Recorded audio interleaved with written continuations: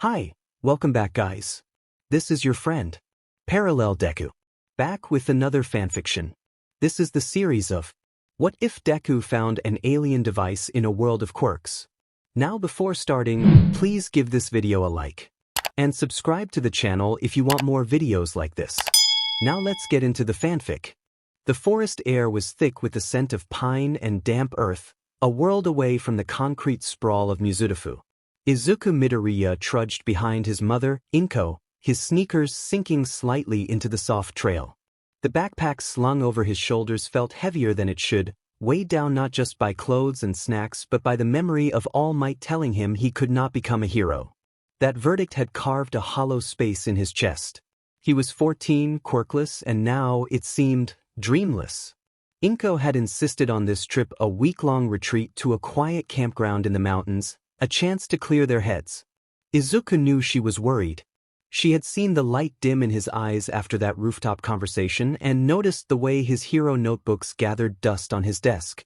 So here they were, hiking through a forest so dense the sunlight barely touched the ground, her soft hums filling the silence as she led the way. Izuku tried to smile for her, but his heart wasn't in it. The world felt grayscale, like the vibrant colors of his childhood aspirations had bled out. The trail opened to a clearing where their campsite waited, a small patch of earth ringed by towering cedars with a fire pit at its center. Inko set to work unpacking, her movements brisk but gentle, while Izuku wandered to the edge of the clearing and stared at the sky. Dusk crept in, painting the horizon in hues of amber and violet. He shoved his hands into his pockets, feeling the familiar sting of tears he refused to let fall. He wondered what he should do now.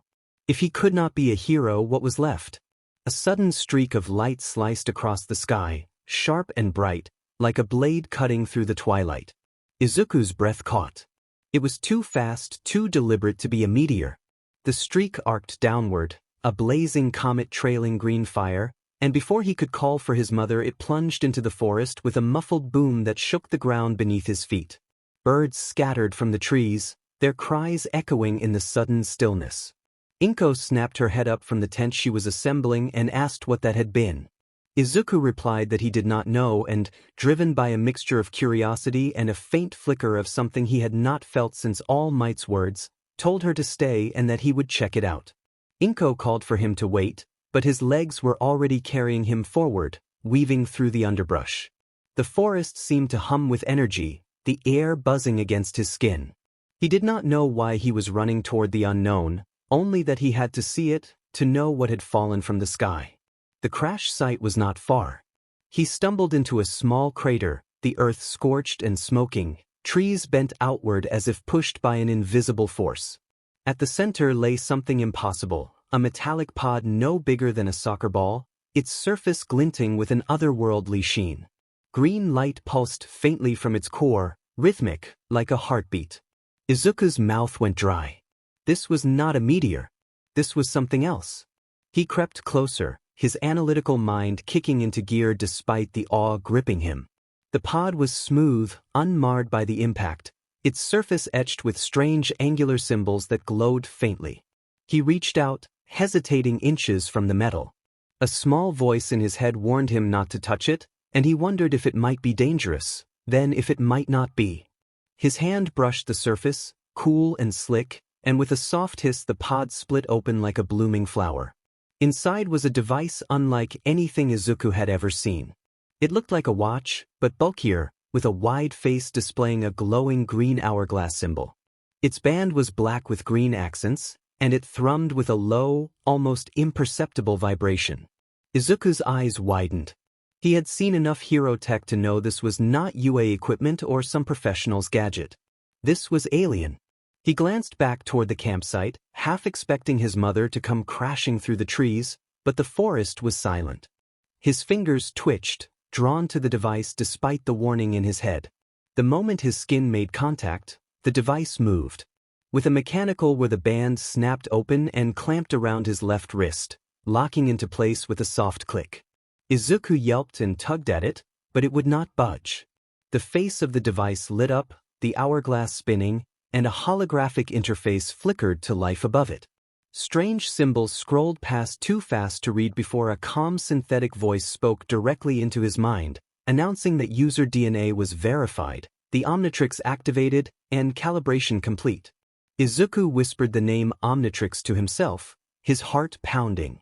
The hologram shifted, displaying a silhouette of a muscular, humanoid figure wreathed in flames. He turned the dial on the device instinctively, and the image changed to a sleek insect-like creature with multiple limbs, then to a hulking figure with rocky skin. Each twist brought a new form, each more bizarre than the last. His mind raced. He realized the device was a transformation tool, something like a quirk but fundamentally different. He pressed the dial more out of curiosity than intent, and the world exploded into green light. When the light faded, Izuku was no longer himself. He was taller and broader, his body encased in molten rock that glowed with veins of magma. Heat radiated from him, warming the air, and when he moved the ground beneath his feet sizzled. He stumbled, catching himself on a tree that immediately caught fire under his touch. He exclaimed in surprise as his voice came out deeper and resonant, like it came from the heart of a volcano. He stared at his massive, glowing hands. Panic and exhilaration collided in his chest. He was something else, something powerful. He flexed his fingers and a burst of flame shot out, singeing a nearby bush.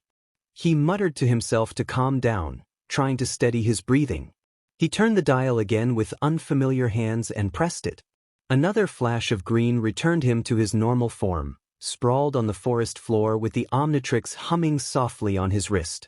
Inko burst into the clearing, her eyes wide as she took in the smoldering crater and her son sitting in the dirt clutching a strange device. She called his name and asked what had happened, whether he was okay, and what was on his wrist. Izuku told his mother he was fine and that he had found something called the Omnitrix that allowed transformations, then hesitated, the words feeling too big, too impossible. Izuku explained that the device let him turn into things, aliens he thought. Inko's face paled, but her eyes flickered with resolve. She stepped closer, hands trembling, and stopped short of touching the band on his wrist. Inko told him that it was incredible but dangerous, and that they did not know what the device was or where it had come from. Izuku acknowledged that he knew, and he added that it could be his chance to be a hero, his voice steady despite the storm inside him. Inko's expression softened, torn between fear and pride. She drew him into a hug and told him that whatever this was they would figure it out together, asking him to promise to be careful. Izuku promised. The Omnitrix pulsed against his wrist, a silent reminder of the power bound to him. As the stars appeared above the forest, Izuku felt something shift inside. All Might's words still stung, but they no longer felt like the end, they felt like a challenge. The night was quiet, but the universe had just become a lot louder, and Izuku Midoriya, quirkless no more, felt ready to answer its call. The week at the campsite passed in a blur of quiet moments and tentative hope. Izuku and Inko filled their days with hikes through the Emerald Forest, evenings by the crackling fire, and shared laughter over burnt marshmallows.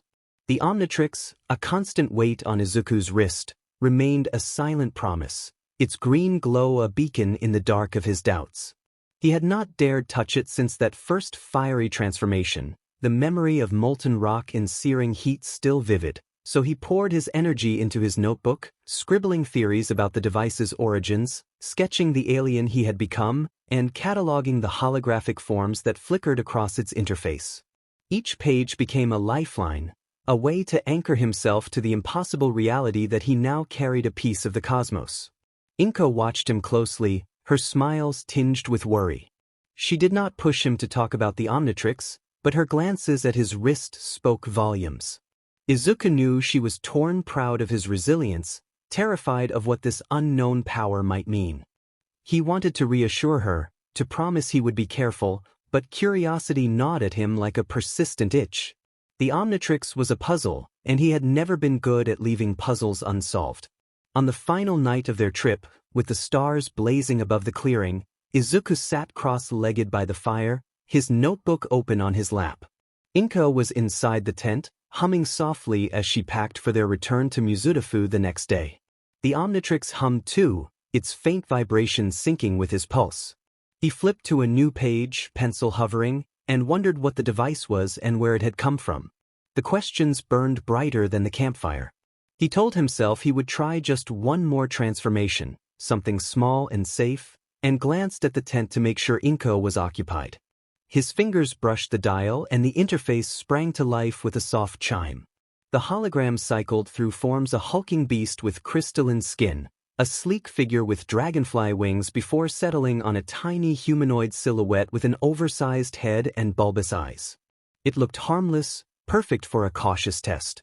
Izuku braced himself and pressed the dial. The world dissolved into a surge of green light as his body shifted. His bones compacted and his limbs shrank. His vision sharpened to an almost painful clarity. When the light faded, he was no longer human. He stood barely 6 inches tall, skin mottled gray and smooth like polished stone. His head felt heavy and his eyes massive, black and reflective, took in the world with dizzying detail. Every blade of grass became a towering spire, every ember in the fire a miniature sun. His fingers, thin and dexterous, twitched with newfound precision. He felt like a creature of intellect, his mind buzzing with ideas that had not existed moments before. A high, rapid exclamation escaped him as he stumbled forward, tiny legs wobbling on the uneven ground. From this new perspective, the campsite looked transformed. The fire pit loomed like a volcanic crater and his fallen notebook became a massive tome. He scampered toward it, marveling at how effortlessly he moved, his body built for agility despite its size. Inko emerged from the tent, alarmed and scanning the clearing for him. Izuku waved his tiny arms and called down to her, his voice so small it barely carried. Inko's gaze snapped downward, and she paled at the sight of the diminutive figure standing on the notebook. She dropped to her knees, hands hovering as if afraid to touch him, and asked if it was really him and what he had done. Izuku assured her that he was fine and explained that he had wanted to try another transformation.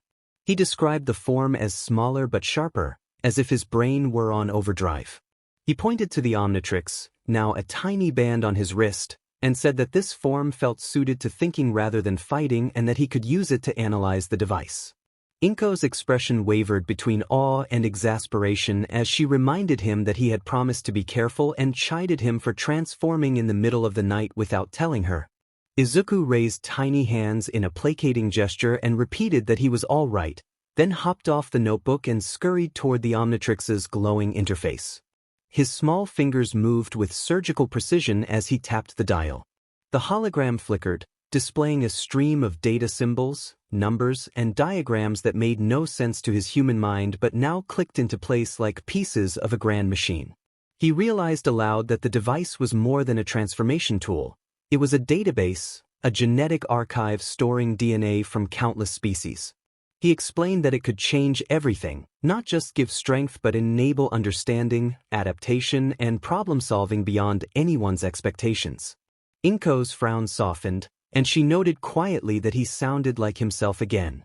Inko trailed off, her gaze distant, noting that she had not heard that spark in his voice in a long time. Izuku paused and, with his enthusiasm dimmed, finished by referencing All Might. He climbed onto a nearby rock to bring himself closer to her eye level and told his mother that he knew this was scary and that he was scared too, but that the Omnitrix felt meant for him and like it gave him a chance to become what he had always wanted. Inko reached out and gently brushed his small shoulder, saying that she only wanted him to be safe and that, hero or not, he was her son and she could not bear to lose him to a cosmic gadget.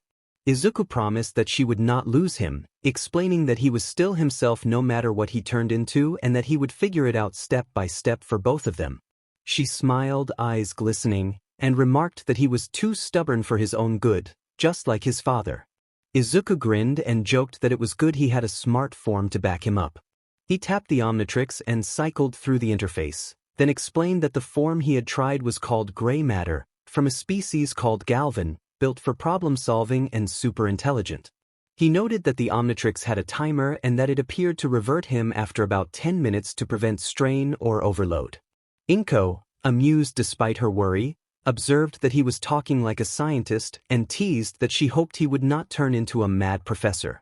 Izuku laughed, a high-pitched sound, and said he might be able to build a rocket in that form if he had the parts. He added that the Omnitrix had a diagnostic mode that might reveal more about its limits and power source. Inko gently reminded him to take one step at a time and to resist trying to solve the mysteries of the universe all at once. Izuku sighed and admitted that it was hard to stop when his brain was racing. She suggested that he use that brain to change back so she could hug her son without worrying. He agreed and changed back, pressing the Omnitrix's dial until the green light faded and he returned to human form, sprawled on the grass with his notebook clutched to his chest. He sat up and grinned sheepishly to reassure her. Inko pulled him into a fierce hug and told him that he might be the death of her. Izuku hugged her back, feeling the Omnitrix cool against his skin, and apologized for scaring her while expressing his belief that this was only the beginning and that he could be a hero. She cupped his face and told him she knew he could, but that he did not have to do it alone and that they would figure out the Omnitrix together. Izuku nodded, and they agreed to face it together. They sat by the fire under bright stars, the night alive with possibility. The Omnitrix hummed softly, a reminder that Izuku's world had just grown larger and that he was ready to explore it.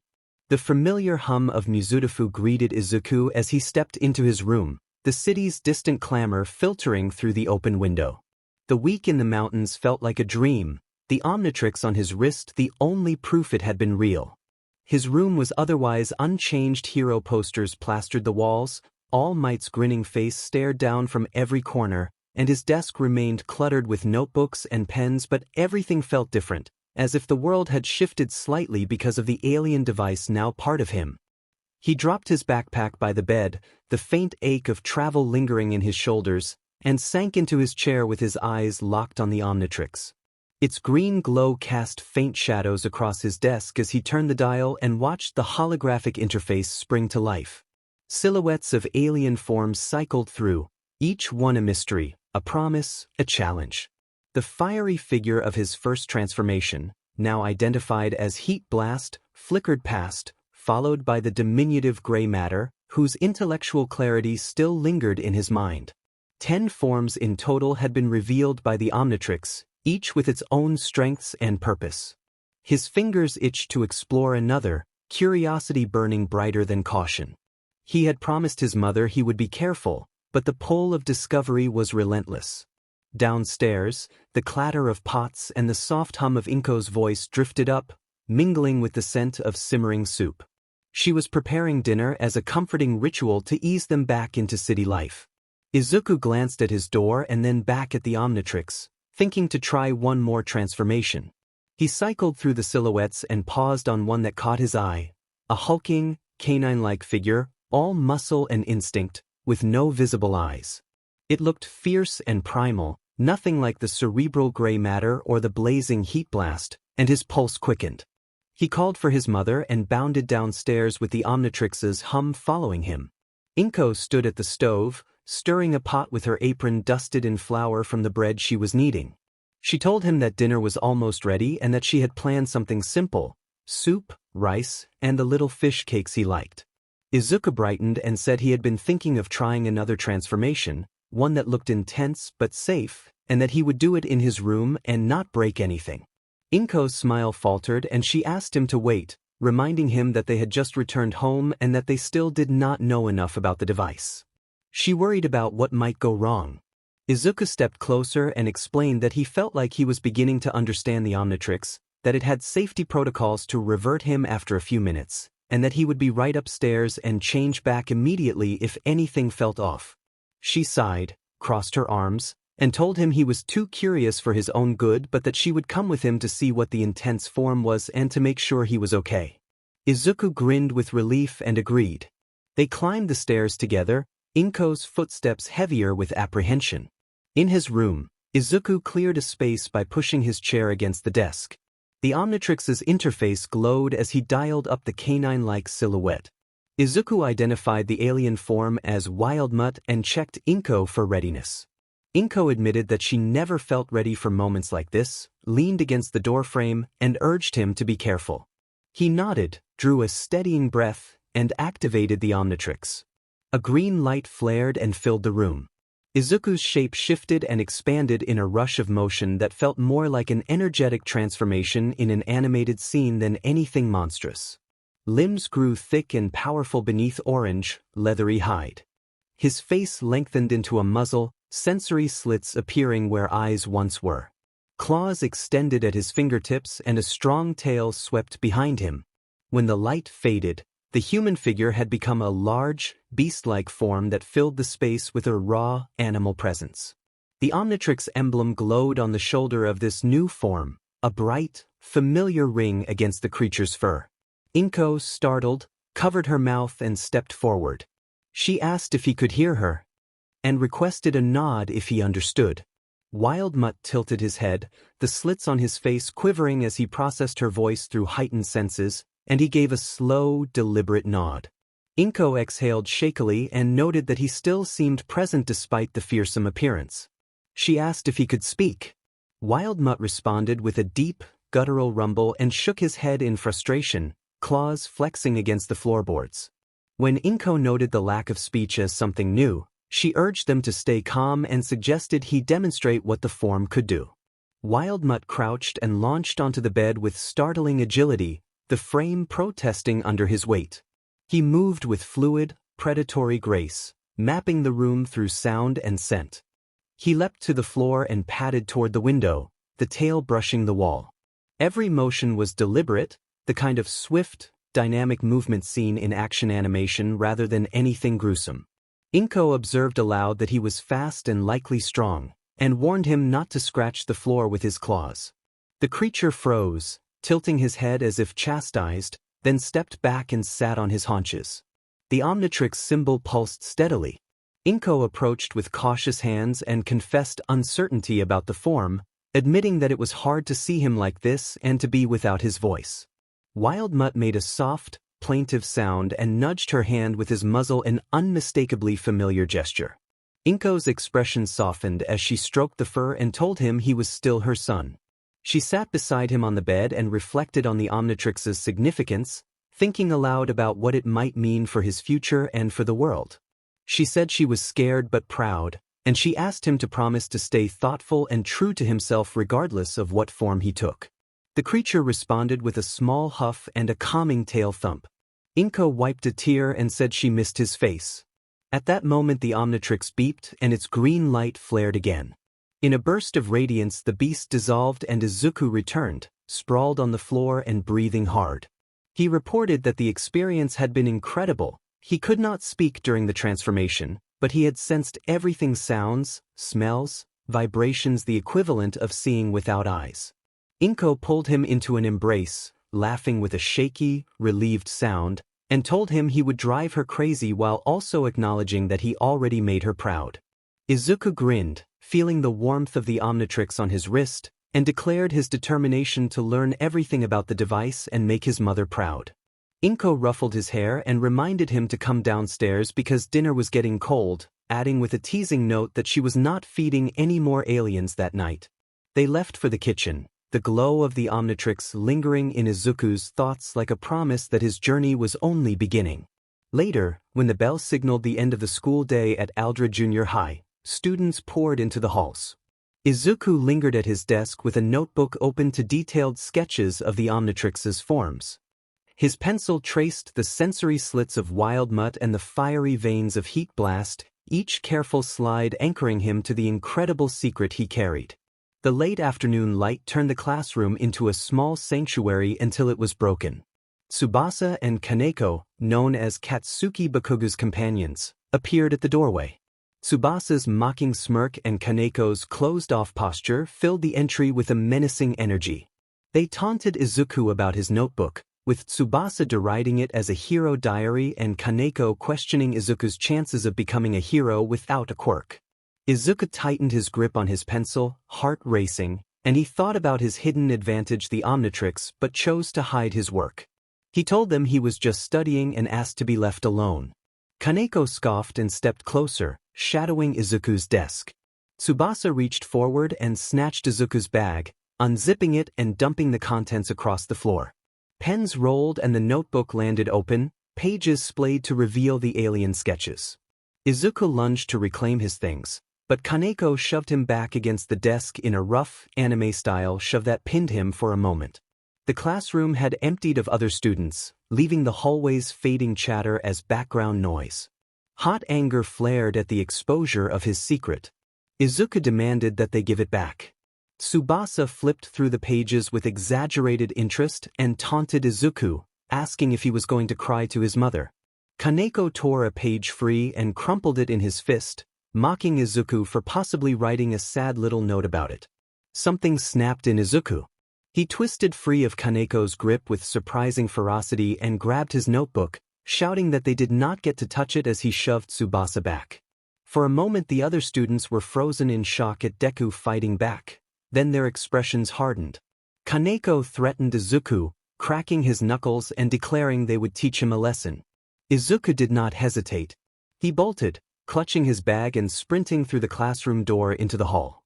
Their footsteps pounded behind him, their taunts echoing off the lockers.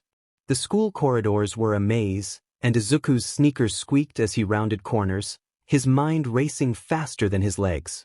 He realized he could not face them as he was. The Omnitrix might be his only chance.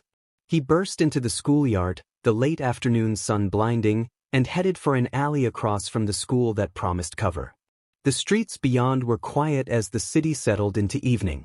His pursuers were close, their voices full of glee and threat as they called after him that he could not run forever. The alley formed a shadowed canyon littered with crates and overflowing bins. Izuku ducked behind a dumpster, breath ragged, and found the Omnitrix on his wrist. He twisted the dial with a silent plea for help and slammed it down. Green light enveloped him and his body shimmered and reshaped, becoming insubstantial and otherworldly. His perception shifted, the world taking on a violet tint. When the light faded, Izuku had taken on a wraith-like form, a translucent shroud of gray and black with a single glowing eye set in a shadowed face. Chains of ethereal energy coiled around his limbs, and his voice, when he tried to speak, became a hollow whisper. He had become the alien form known as Ghost Freak, a being of shadow and silence untethered from the physical world. Kaneko and Tsubasa skidded into the alley and began to search, calling for Deku and hurling insults. Inko's earlier warnings about being careful echoed faintly in Izuku's mind, but the novelty of the form drove his fear away. He drifted upward, weightless, and phased through the dumpster as if it were air. Invisible in the dim light, he narrowed his single glowing eye. He realized they could not see him, and a surge of confidence replaced his fear. Kaneko kicked a crate and splintered it, demanding that hiding would not save Deku. Izuku glided forward and phased through Kaneko's shoulder, causing the bully to yelp and stumble back in surprise. Tsubasa dismissed the sensation at first, insisting Deku had to be somewhere nearby. Izuku then brushed through Tsubasa's arm, and the bully flinched and dropped Izuku's crumpled notebook page. Tsubasa's bravado faltered and he suggested they leave, calling the place creepy. Kaneko insisted they were not done and kept searching, but Izuku grew bolder. He phased through the alley wall to appear behind them and released a low, eerie that reverberated off the bricks. Both bullies froze and exchanged nervous whispers, convincing themselves the sound was just the wind while their hands began to tremble. Izuku followed silently, his spectral form blending with the shadows. He reached out and grazed Kaneko's back. Kaneko spun and swung wildly, alert and panicked but unhurt. Izuku moved again, this time phasing through the ground and rising behind Tsubasa. He let his chains rattle, producing an eerie clatter that increased the sense of unease. Tsubasa reacted in alarm and stumbled into Kaneko, who caught him but looked ready to run. They both decided the confrontation was not worth it and fled the alley, their footsteps and threats fading into the street. Kaneko vowed they would come after Deku tomorrow. Izuku hovered until he was certain they were gone. The Omnitrix beeped and its timer ticked down. In a flash of green he returned to human form, sprawled on the cold pavement with his heart pounding from adrenaline. He smoothed the torn notebook page with trembling hands and admitted to himself that the experience had been unreal. Ghost Freak's abilities intangibility, invisibility, and the power to inspire fear were unlike anything he had imagined. He glanced at the Omnitrix, its glow steady and reassuring, and felt something shift inside him. He was no longer just Deku. He had a new way to stand up, even from the shadows. The walk home was quiet, the city's hum a soothing contrast to the alley's tension. Inko was waiting at the door, relief lighting her face when she saw him, and she expressed that she had been starting to worry and noted how late he was. Izuku told his mother that he was okay and that he had taken the long way home, omitting mention of the bullies and the alien form for now. At dinner, Inko set a steaming plate of katsu curry before him and asked him to tell her about his day and hoped there had been no aliens.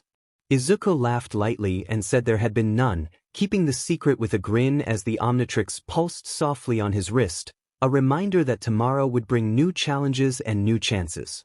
The dawn broke over Dagoba Municipal Beach Park, painting the sky in hues of rose and gold, but the shoreline below remained choked with refuse rusted appliances, shattered glass, and discarded tires crowded the sand, a testament to years of neglect. Izuku Midoriya stood at the edge of the mess with his breath visible in the chilly morning air and the Omnitrix gleaming on his wrist. 10 months remained until the UA entrance exam, a deadline that loomed like a mountain he had to climb alone. All Might's words still stung, but the Omnitrix was his defiance, a cosmic gift that whispered of possibilities. He had chosen this beach as his proving ground, a place to sculpt his body, sharpen his mind, and master the alien powers now at his command. No one would help him here, no passers-by to cheer or jeer, just him, the trash, and the 10 aliens within the Omnitrix. Heat Blast, For Arms, Diamond Head, Stinkfly, Wild Mutt, Ghost Freak, XLR8, Ripjaws, Gray Matter, and Upgrade. Izuku adjusted his gloves with his notebook tucked into his backpack beside a water bottle. He muttered that it was okay as he scanned the debris and twisted the Omnitrix's dial, the interface flaring with the silhouette of 4 arms. He resolved to get stronger. When he pressed the dial, green light enveloped him and his muscles swelled, his frame expanding into a towering, 4-armed behemoth with crimson skin and unyielding strength. When the light faded, he was a Tetramand, his 4 fists clenched with purpose. 4 arms rumbled in a deep growl as he grabbed a rusted refrigerator, its weight negligible in his grip, and hurled it onto a pile designated for metal, claiming the beach in his own spirited way. The first month was grueling. Izuku spent mornings hauling trash as 4 arms, his 4 hands making quick work of heavy loads, car engines, broken furniture, even a half-sunken boat. He shouted to himself to do better, sweat dripping despite the alien's endurance. Afternoons were for Diamond Head, whose crystalline form sliced through tangled nets and shattered glass with razor-sharp precision. He muttered that he needed to focus and reminded himself that every piece counted. Evenings belonged to his studies, hunched over textbooks in his room as equations and hero laws blurred together under the glow of his desk lamp.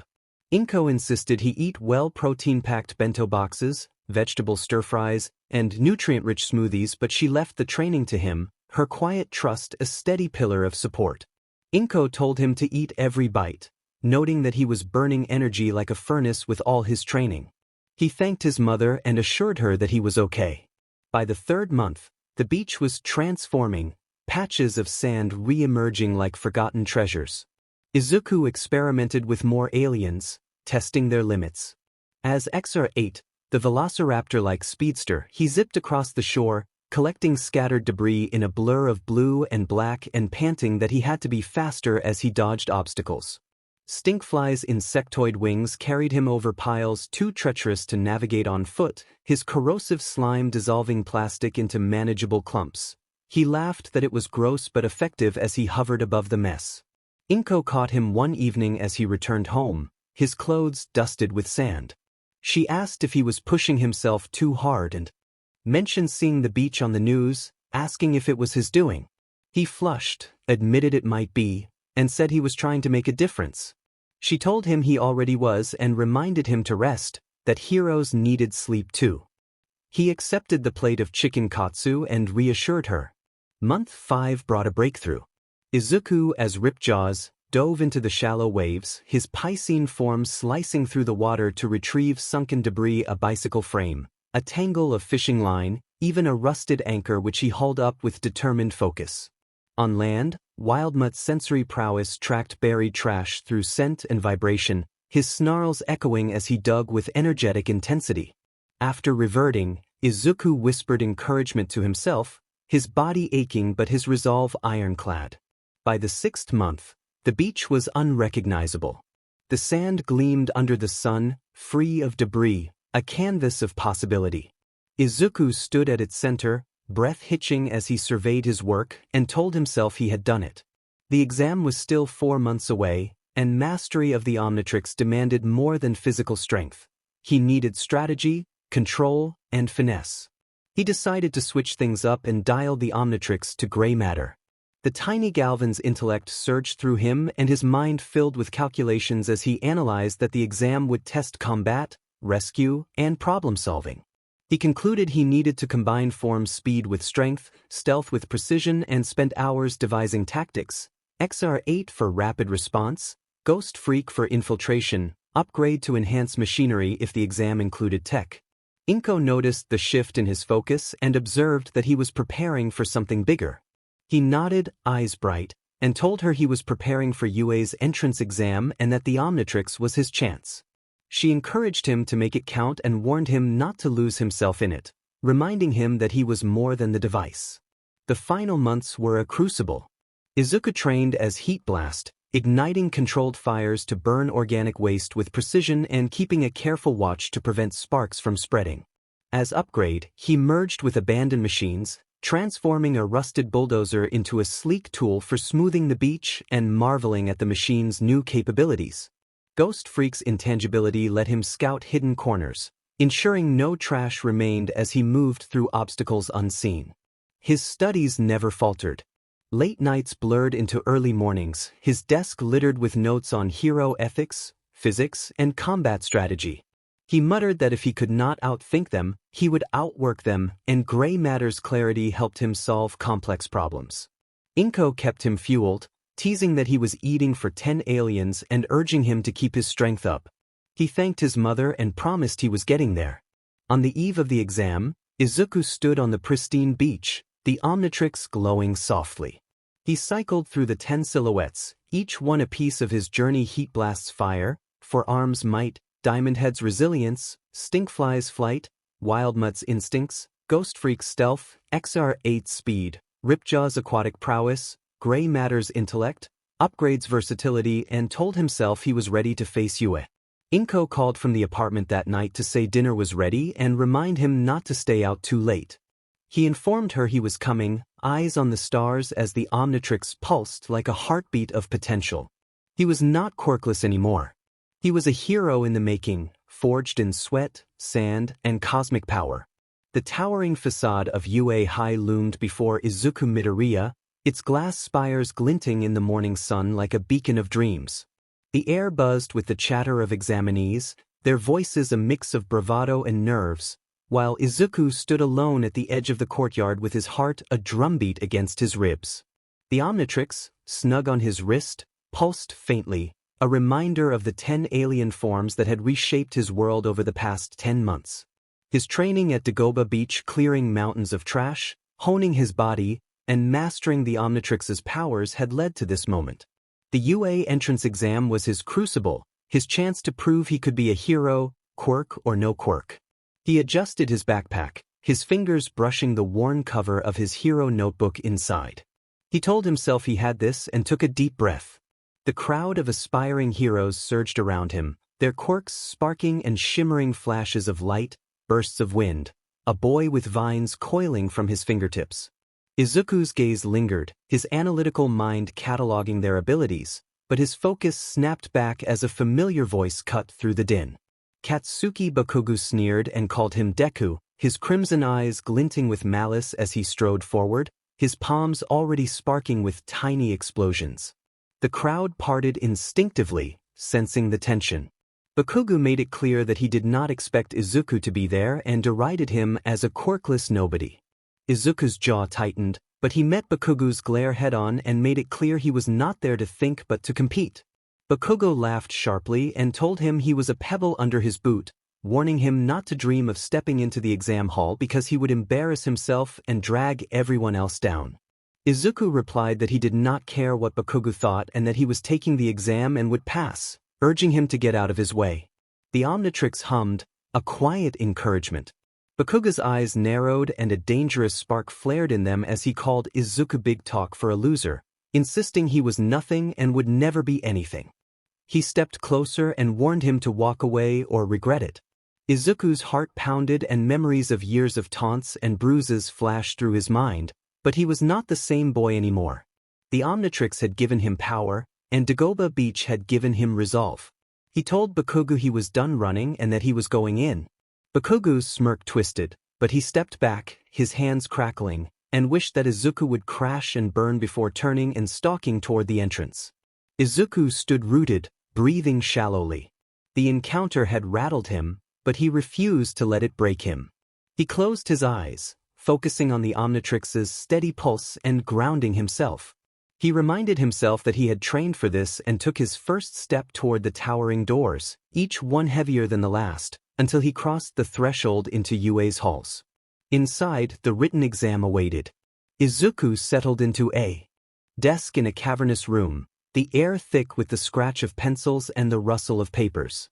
The questions ranged from hero ethics to physics to tactical analysis, each one a challenge designed to weed out the unprepared. Izuku's mind, sharpened by months as gray matter, cut through them with precision. Equations unraveled, ethical dilemmas clarified, and strategies unfolded like maps in his head. He murmured to himself that it was easier than he had expected, his pencil flying across the answer sheet. The Galvan's intellect had rewired his thinking, making connections he would never have seen before. By the time the proctor called for pencils down, Izuku's confidence was a quiet flame, burning steady. The examinees were herded into an auditorium next, a vast space with tiered seats and a stage bathed in light. Izuku found a spot near the back, his eyes scanning the sea of faces, some nervous, some cocky, all eager. The Omnitrix felt heavier now, a secret he guarded closely. He wondered how his aliens would fare in the practical exam. A burst of sound announced Present Mike's arrival.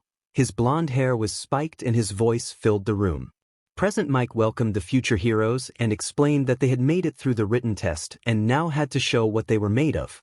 He introduced himself as the host for the UA entrance exam and laid down the rules for the practical. The crowd leaned forward, a collective intake of breath. Izuku's fingers tightened around his notebook, and he thought that this was it.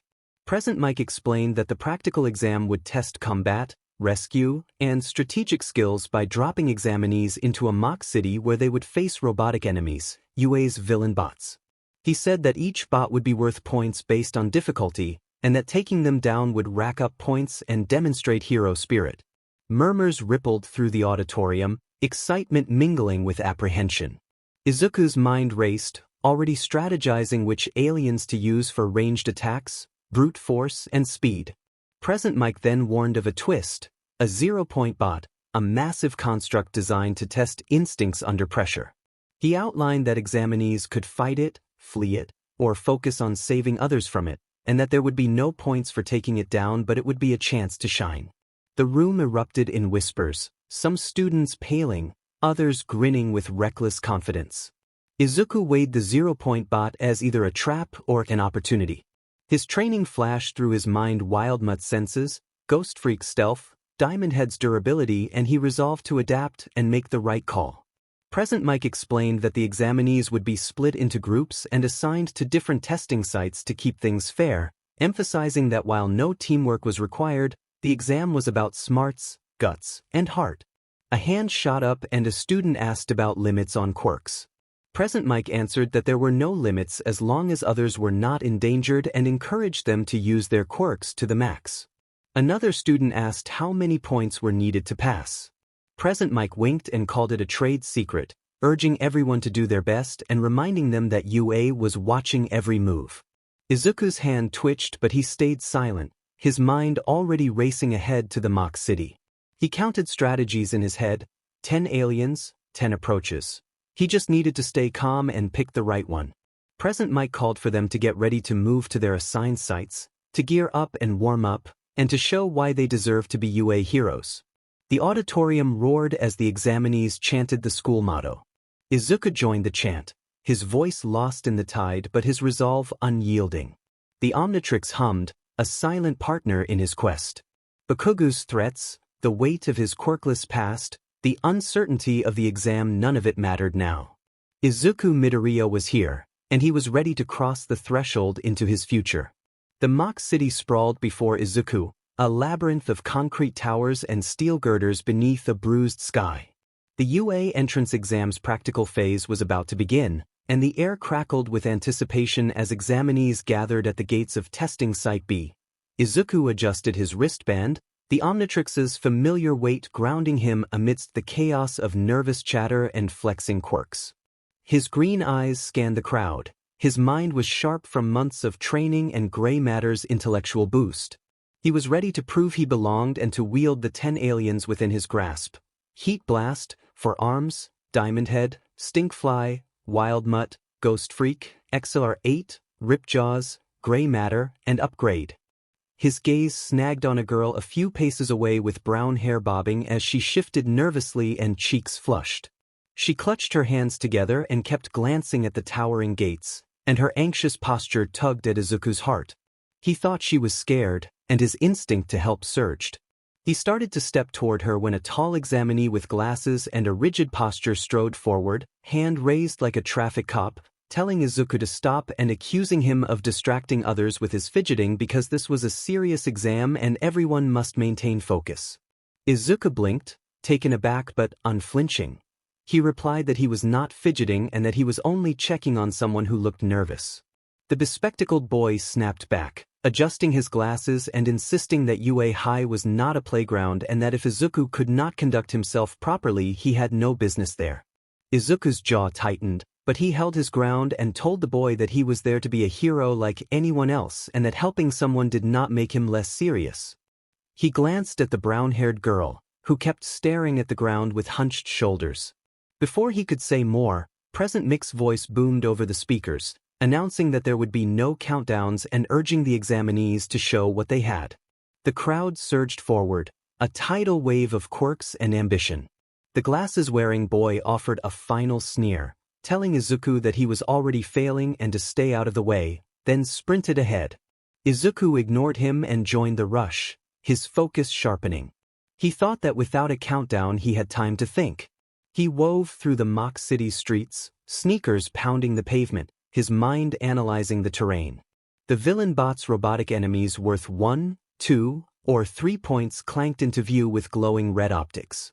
Izuku did not activate the Omnitrix yet. He wanted to prove he could hold his own without it. Spotting a rusted metal pole leaning against a wall, he grabbed it and twirled it with practiced ease from his Dagoba beach training. He muttered that he was ready and charged a one-pointer bot, ducking as the pole arced to strike its joint and sending it collapsing in a shower of sparks. He then took down a two-pointer by jamming the pole into its optic sensor, toppling it with a crash. The city became a battlefield, explosions and shouts echoing as examinees unleashed their quirks. Izuku kept moving, his pole a blur as he neutralized another one-pointer and then a second two-pointer, muscles burning but resolve unbreakable. He counted his points in his head, but his eyes kept drifting to the brown-haired girl, who was struggling nearby and dodging a one-pointer's clumsy swipe. He thought she was holding her own but scared, and his instinct to protect flared. The ground suddenly shook as a mechanical roar split the air. A zero-pointer emerged, a colossal bot towering over the mock city with treads crushing pavement and arms swinging like wrecking ball. Examinees scattered, and the brown-haired girl froze as the bot's shadow engulfed her. Debris fell and pinned her leg, and panic seized her. Izuku dropped the pole and reached for the Omnitrix. He activated XR8 and slammed the faceplate, transforming as green light consumed him into a Kineceleran speedster with streamlined form and a visor. Present Mic exclaimed with excitement at the sight of the speedster. XR8 blurred forward, warping time with immense velocity, and reached the girl in a heartbeat, scooping her up with ease and moving through the city to set her down behind a collapsed wall, out of harm's way. The girl nodded gratefully, still shaken. XR8 told the girl to stay put and declared that he would handle the threat, then sped back toward the zero-pointer as its massive arms swung toward a cluster of examinees. He thought the bot was a threat that could not be left to rampage. XR8 drew the bot's attention by calling out and waving his arms, then skidded to a halt before it. The bot pivoted and locked its optics onto him. Izuku returned to human form in a flash of green and stood defiantly before the machine, whispering that he was ready as his fingers hovered over the Omnitrix dial. He selected a new silhouette and called on upgrade. Green light erupted as Izuku reshaped into a biomechanical entity. His form turned into sleek, black and green plasma with glowing circuits pulsing across his surface. Tendrils of nanotech extended from his limbs, primed to merge with machinery. Present Mike reacted with awe to the new transformation. Upgrade lunged and stretched his liquid form to envelop the Zero-Pointer's arm. His nanotech interfaced with the bot's systems and began to disrupt its functions from within. Upgrade murmured that he had it as his voice echoed from within the bot's frame. The immediate threat was neutralized in a burst of coordinated, high-tech action, and examinees began regrouping amid the simulated ruins. Izuku reverted to his human form, breathing hard but steady, watching as the mock city settled back into the tense rhythm of the exam.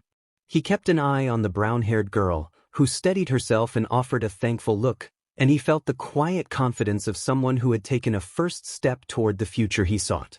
He rewired the robot's targeting, forcing its arm to halt mid-swing and declaring that it would not crush anyone today, his eye glowing as he redirected the bot's treads away from the examinees and toward an empty lot. The Zero-Pointer groaned as its systems resisted Upgrade's control, but he held firm, his tendrils spreading deeper and diverting its power to shut down its weapons. The bot staggered, then collapsed, its lights flickering, while Upgrade disengaged and reformed on the pavement in a fluid motion. Present Mike shouted that it was unbelievable and that the examinee had just taken down the Zero-Pointer, adding that, while no points were awarded for that, it was hero material.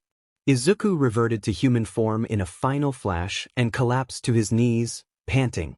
The brown-haired girl ran to him and told him that he had saved her, voice trembling as she said it had been incredible. Izuku managed a tired smile and said that he was just doing what he could. The Omnitrix beeped as its timer reset, but his spirit soared. He had faced the Zero-Pointer, saved someone, and proved his worth not just to UA, but to himself. Present Mike called that time was almost up and urged everyone to keep those points coming. Izuku rose, his eyes scanning the city for more bots. The Omnitrix hummed, ready for the next challenge, and Izuku ran forward, his heart alight with the fire of a hero in the making. Chapter End. The apartment glowed with the soft light of evening, the hum of Muzutafu's cityscape a distant lullaby beyond the windows. A week had passed since the UA entrance exam, and Izuku Midoriya sat cross-legged on his bed as the Omnitrix cast a faint green sheen across his room. The weight of waiting pressed on him. Each day stretched longer than the last as he anticipated the results that would shape his future.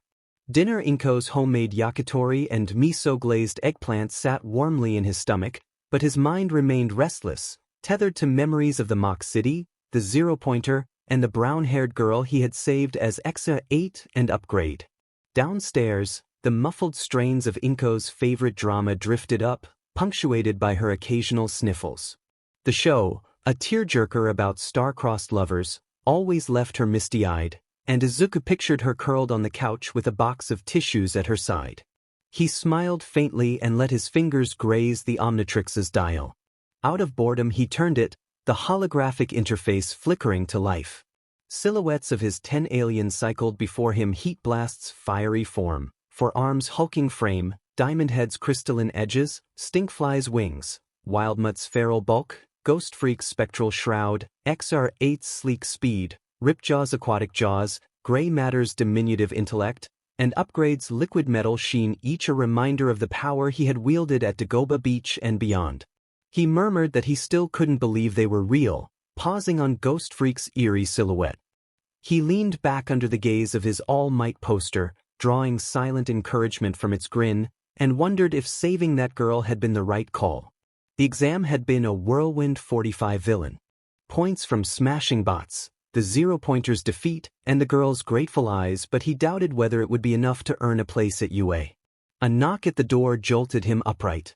Inko poked her head in, eyes red-rimmed but bright with urgency, and she told him that the envelope from UA had arrived in the mail. His heart lurched as boredom evaporated. He scrambled off the bed and asked if it was really there. Inko held up a sleek, silver envelope stamped with UA's crest, hands shaking slightly, and said that she had just checked the mailbox and found it sitting on top like it had been waiting for him. She urged him to open it. He followed her to the living room with pulse racing as she handed him the envelope. Its surface felt almost too pristine, as if it carried the weight of his dreams. Inko hovered nearby, her drama forgotten, the television's soft glow casting shadows across her hopeful face. She clasped her hands and encouraged him to see what they said, confident that his effort had paid off. Izuku swallowed and tore open the seal. A small metallic disc slid out, glinting under the lamplight. Before he could question it, the disc hummed and projected a beam of light that coalesced into a holographic figure, a small, white-furred creature with a bear-like face dressed in a crisp suit. Principal Nizu, UA's headmaster, appeared and greeted Izuku warmly while filling the room with an air of authority. Nizu introduced himself and noted Izuku's anxiousness about the exam results. Izuku nodded, throat too tight to speak, while Inko gripped his shoulder and whispered that it was so exciting and that Nizu sounded kind. Nizu paced in holographic form and began by explaining Izuku's performance on the written exam. He said that Izuku had been nothing short of exemplary, having aced every section: hero ethics, physics, and tactical analysis with a perfect score, and that even the optional, deliberately difficult question had been answered with remarkable insight. Nizu praised Izuku's intellectual prowess as a credit to his preparation. Izuku's eyes widened and a flush crept up his neck as he registered that he had earned a perfect score. Inko beamed, tears welling anew, and squeezed his shoulder, saying she had known all those late nights studying would pay off. Nizu shifted to the practical exam. He told them that the practical was where heroes truly shone, and that Izuku had shone there as well. Nizu explained that Izuku had amassed 45 villain points by neutralizing the robotic enemies and that his strategic use of the environment wielding a metal pole with precision was impressive for someone without a conventional quirk. But Nizu emphasized that UA valued more than combat prowess. The school sought those who embodied the spirit of heroism. He pointed out that when Izuku risked everything to save a fellow examinee from the zero-pointer, he demonstrated courage and selflessness, and for that act the judges awarded 70 rescue points. Inko gasped and covered her mouth, overjoyed, and exclaimed that 70 points was incredible and that Izuku had saved someone.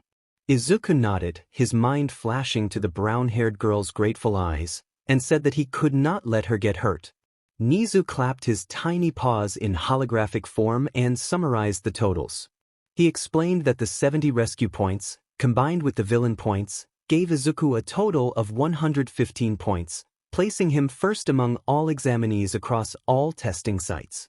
He congratulated Izuku Midoriya and announced that he had been accepted into UA High's hero course. Izuku's breath caught and his vision blurred as tears pricked his eyes. Izuku choked out that he had placed first, his voice trembling as he asked if he had been accepted. Inko cried that he had and pulled him into a fierce hug, her tears dampening his hair, telling him she was so proud and that he was going to you. He hugged her back, his heart pounding with joy and disbelief. The Omnitrix pulsed on his wrist, a silent partner in his triumph. Nizu's hologram flickered, and the principal's expression turned serious. Nizu explained that there was one more matter. Midoriya's performance had been unique, his abilities had piqued curiosity, and Nizu wished to invite him to UA in 2 days for a private meeting to discuss his future and the remarkable device he wore. Nizu asked if he would accept. Izuku froze, joy tinged with apprehension as he wondered whether Nizu already knew about the Omnitrix, his fingers brushing the device. Inko's eyes darted to him, her brow furrowing. She asked if such a meeting was normal. Nizu reassured them that it was a rare honor, that Izuku had potential beyond what they had seen and Nizu wished to understand it better, and he instructed them to celebrate for now because UA awaited. The hologram vanished and the disc dimmed. Izuku stared at it, his mind racing. First place. A meeting with Nizu. The Omnitrix hummed, its glow a quiet promise or a warning. Inko cupped his face, eyes shining with pride and worry, telling him that whatever came he would handle it and reminding him that he had come so far and was stronger than he knew. He nodded, clutching the disc and thinking about the Omnitrix.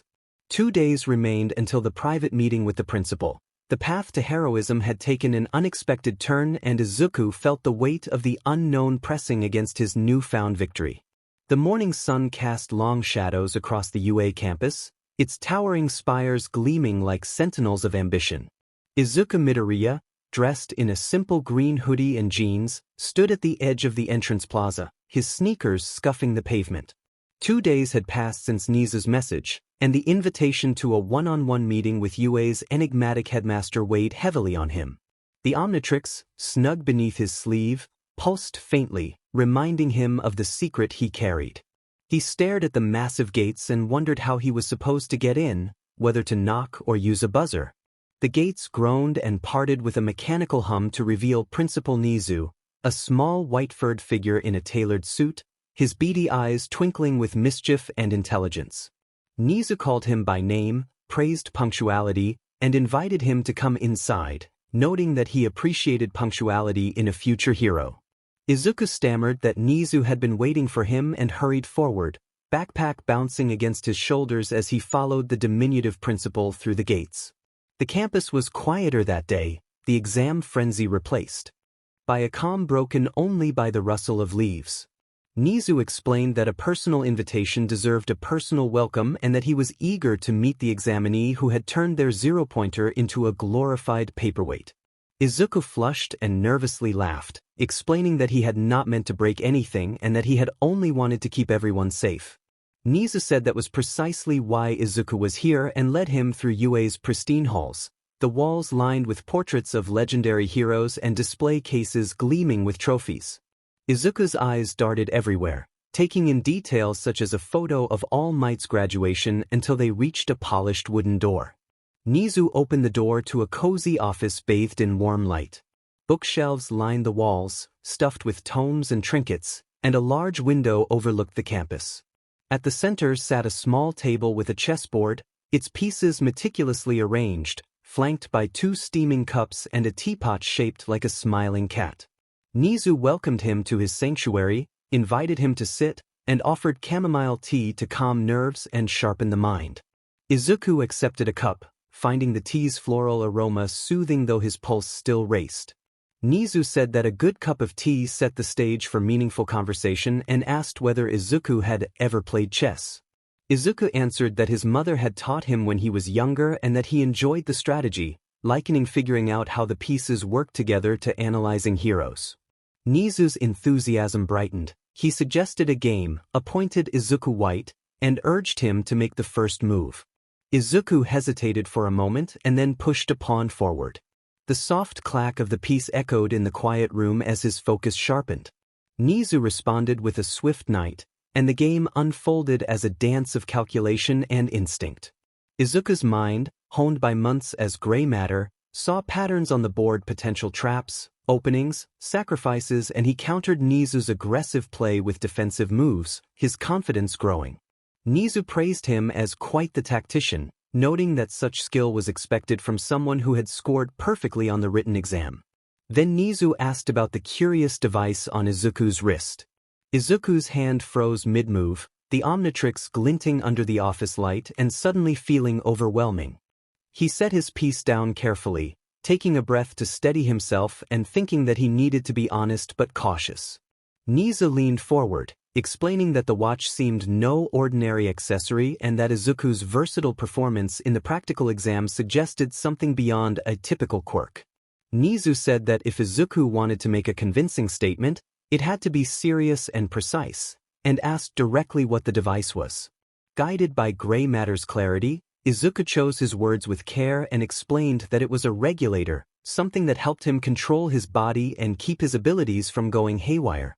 Nizu narrowed his eyes but kept his smile as he moved his bishop to pin Izuku's knight, fascinated by the regulator on Izuku's wrist and asking where he had acquired it. Izuku swallowed and countered with a pawn to protect his position, explaining that the device had been a gift from someone who believed he could be a hero and that he was still learning how it worked but had used it to help channel his potential. Nizu probed further as he advanced his rook, noting that a gift which allowed such shifts in form and adaptation would be a sophisticated tool for a hero in training and remarking that it was check. Izuku glanced down at the board, startled by how quickly the game had turned, and moved his king while juggling Nizu's questions. He assured Nizu that he was trying to use the device responsibly and that he wanted to be transparent, asking only for time to figure out the details himself. Nizu chuckled warmly as he captured Izuku's pawn and observed that they had time but still needed answers, suggesting they continue the game and that perhaps more would come to light. Izuku nodded and focused on the match, feeling the chessboard mirror their conversation, each move a test, each response a gamble. The Omnitrix hummed against his wrist, a secret he guarded fiercely, but Nizu's keen mind presented a formidable challenge. Izuku advanced his queen and vowed not to back down from the game or from Yue. Nizu countered with his queen and praised Izuku's spirit, saying he liked that attitude as pieces fell and strategies unfolded. The air between them thickened with unspoken questions. Izuku's heart pounded not just for a checkmate but for the path ahead, where the Omnitrix and Nizu's scrutiny would shape his future in ways he could not yet foresee. The waves of Dagoba Municipal Beach lapped at the shore under the fading light of dusk. Izuku Midoriya stood alone on the sand, his sneakers sinking into the grains he had spent months clearing through grueling work. The beach, once strewn with debris, now stretched clean and open like a mirror of his own transformation. The Omnitrix on his wrist glowed faintly and hummed as he watched the horizon where sea met skies stained crimson and violet. Tomorrow would be his first day at UA High, a milestone that felt exhilarating and daunting. Principal Nizu's cryptic meeting and the chess game, and the unasked questions about the Omnitrix, hovered over him like a storm cloud. He whispered to himself that he had done it, earned a place at UA, and turned the device's dial to watch the silhouettes of his 10 aliens flicker. Heat Blast, For Arms, Diamond Head, Stinkfly, Wild Mutt, Ghost Freak, XR8, Ripjaws, Gray Matter, and Upgrade. Each form was a tool and a piece of his potential, but also a mystery. Nizu's piercing curiosity had forced him to confront how little he truly understood about the device. He told the Omnitrix that it was his way forward but reminded himself that he needed to be more than its power. He needed to be himself. The tide rolled in and brushed his sneakers, and he stepped back with renewed resolve. He reminded himself that tomorrow was the start and that there was no turning back. The next morning the Midoriya apartment hummed with quiet anticipation. Izuku adjusted the crisp gray blazer of his UA uniform with blue-green trimmings in front of the mirror, fastening the red tie against his white shirt and straightening his dark blue-green pants before slipping on his red shoes. His backpack, packed with notebooks and pens, waited by the door. Inko moved about the kitchen preparing a bento box with it. Japanese omelette, grilled salmon, and pickled vegetables, fuel for a day she knew would test her son. Inko called that breakfast was ready and set a plate of fluffy pancakes on the table, her voice warm and edged with emotion as she watched him in his uniform. She told him she could hardly believe he was really doing this and expressed pride in how much he had grown. Izuku sat across from her, fork hovering over the pancakes, and admitted that he was nervous but felt ready, or at least he wanted to believe he was. Inko reached across the table to squeeze his hand, telling him firmly that he was more than ready. He had cleaned the beach, passed the exam, and saved someone in need, and she saw a heart in him larger than any quirk. She glanced at the Omnitrix and noted that while they still did not know much about it, it had changed him and given him strength, yet he was the one making it heroic. Izuku's throat tightened as her words anchored him, and he thanked her. Inko rose to hug him, pressed a gentle kiss to his forehead, and reminded him to be safe, be smart, and be himself as she sent him off with encouragement. He returned her embrace with fierce gratitude, grabbed his backpack with the Omnitrix hidden under his sleeve, and promised he would see her that night. Inko called after him that he was her hero no matter what as he slipped on his shoes. He descended the apartment stairs with his mother's words echoing in his mind. The walk to the train station blurred past vendors opening stalls, commuters hurrying, the city's pulse steady and alive. At the platform he boarded the train to Yue, catching his reflection in the window, a boy with wide green eyes and a jaw set with determination. The Omnitrix pressed against his wrist, a constant reminder of power and responsibility. He mumbled that the first day would be intense with classes, training, and possibly combat drills. He knew he had 10 aliens but needed to be strategic. Nizu was watching and so were countless others. He could not afford mistakes. The train screeched to a halt, and Izuku flowed with the stream of students pouring into Mizudafu Station. The UA campus loomed ahead, its gates open like a challenge. He noticed other first years in their uniforms, some exuding confidence, others visibly nervous. His thoughts flicked to Bakugo, to the brown-haired girl, and to the bespectacled boy who had scolded him. They were all present somewhere, and they were all competition. A voice jolted him, a girl with pink hair and goggles perched on her head, her uniform slightly modified with a tool belt. Mei Hatsum introduced herself as Mei from the support course and teased that he looked like he was about to face a villain instead of a classroom. Izuku managed a shy smile and explained that he was psyching himself up for a big day. Mei offered her services for building gear for complicated quirks and urged him to contact her if needed before bounding off toward the support building, her energy infectious but not enough to ease the weight in his chest. He approached the gates with deliberate steps, the Omnitrix-a's hum a quiet reassurance. He told himself that the first day would be draining physically and mentally, but that he had trained for this and had abilities and knowledge to rely on. He took a deep breath and steeled himself with the conviction that he had to handle it. A teacher at the gate checked his ID and directed him to Class 1A on the main building's third floor, warning him not to be late. Izuku acknowledged the instruction and stepped onto the campus with his mother's kiss and his own resolve carrying him forward.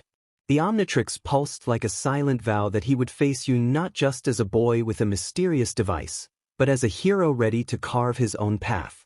The halls of UA High buzzed with the energy of a new era, the polished floors reflecting the morning light as Izuku navigated the labyrinthine corridors to Class 1A.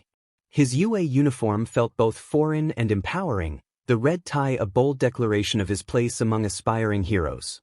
The Omnitrix, concealed beneath his sleeve, hummed softly, its presence an anchor amid the whirlwind of nerves. His mother's parting words, "Be safe, be smart," "Be," echoed in his mind as he approached the towering door marked 1A, anticipation and dread pressing at him even as he squared his shoulders. He pushed the door open and a cacophony of voices hit him. The classroom was a kaleidoscope of personalities, students chatting, quirks sparking, the air alive with potential. His eyes scanned the room and snagged on a familiar figure slouched at a desk near the window. Katsuki Bakugo, with unmistakable spiky blonde hair, had his feet propped up and a crimson glare fixed on nothing in particular, the sight twisting Izuku's gut with memories of their confrontation at the exam gate. Before Izuku could choose a seat, a tall figure loomed, the same bespectacled examinee from the testing site, posture rigid and precise. Tenya Ida identified himself as a member of the Ida family and addressed Izuku about his conduct at the exam, initially questioning it before softening and acknowledging Izuku's extraordinary performance. Ida explained his respect for Izuku's rescue points and declared that he aspired to match such selflessness in his own hero journey. Izuku, cheeks flushed and hand instinctively covering the Omnitrix, said that he had acted on instinct and that he had simply done what he thought was right, saving the girl and fighting the bots. A brown-haired girl from the exam bounded over and introduced herself as Ochako Uraraka, thanking Izuku for saving her from a huge robot and expressing relief that he had been there. Izuku returned the smile and said he was glad she was okay and could not let her get hurt. Bakugo snapped across the room, calling Izuku a quirkless nobody and insisting that whatever trick he had used would not work forever. Bakugo warned that he would crush him.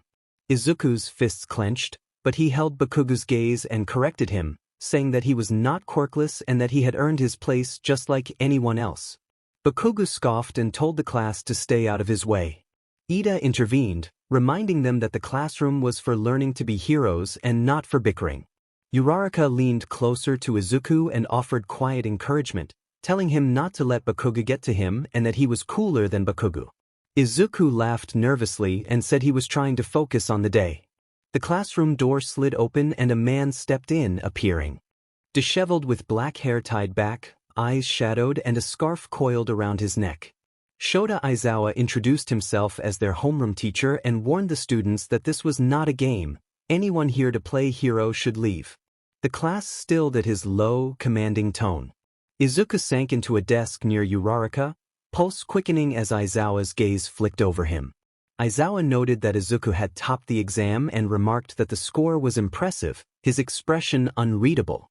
Aizawa reminded the class that points did not make a hero and asked them to prove themselves, then pulled a stack of gym uniforms from a bag and tossed them onto a desk, instructing everyone to change and meet him outside for a quirk assessment test with no excuses. Uraraka whispered that a test on the first day felt sudden, her eyes wide. Ida rose and said that it was a chance to prove themselves and that they must demonstrate their capabilities with utmost diligence.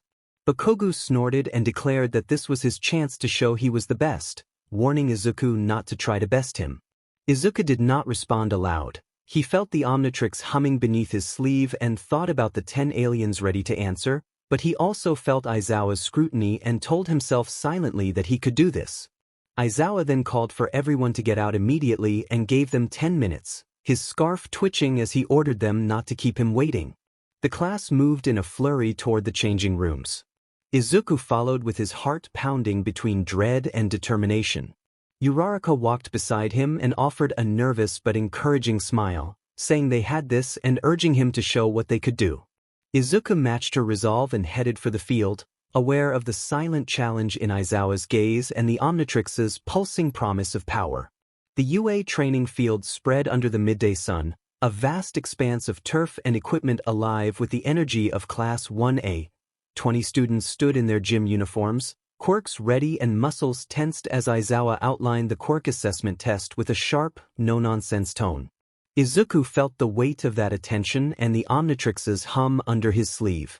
The class gathered, Rikido Sato flexing his muscular arms, Tsu Azui adopting a frog-like stance, Mezu Shoji folding his extra limbs neatly, Koji Koda quietly calling to a nearby bird, Kyoka Jiro twirling an earphone jack, Tenya Ida standing rigid with purpose, Minoru Mineta fidgeting with his sticky ball, Denki Kaminari sparking with nervous energy, Ijiro Kirishima grinning with enthusiasm, Mina Ishido bouncing on her toes, Momo Yaoyorozu adjusting her ponytail calmly, Ochako Uraraka offering a reassuring smile to Izuku, Toru Hagikure's invisible form indicated by a floating uniform, Mashireo Ojiro swishing his tail, Fumikage Tokoyami brooding beneath a dark aura, Yuga Aoyama adding flair, Shoto Todoroki remaining icy and composed, Hantasiro stretching his tape-like elbows, Katsuki Bakugo glaring sharply, and Izuku himself standing ready.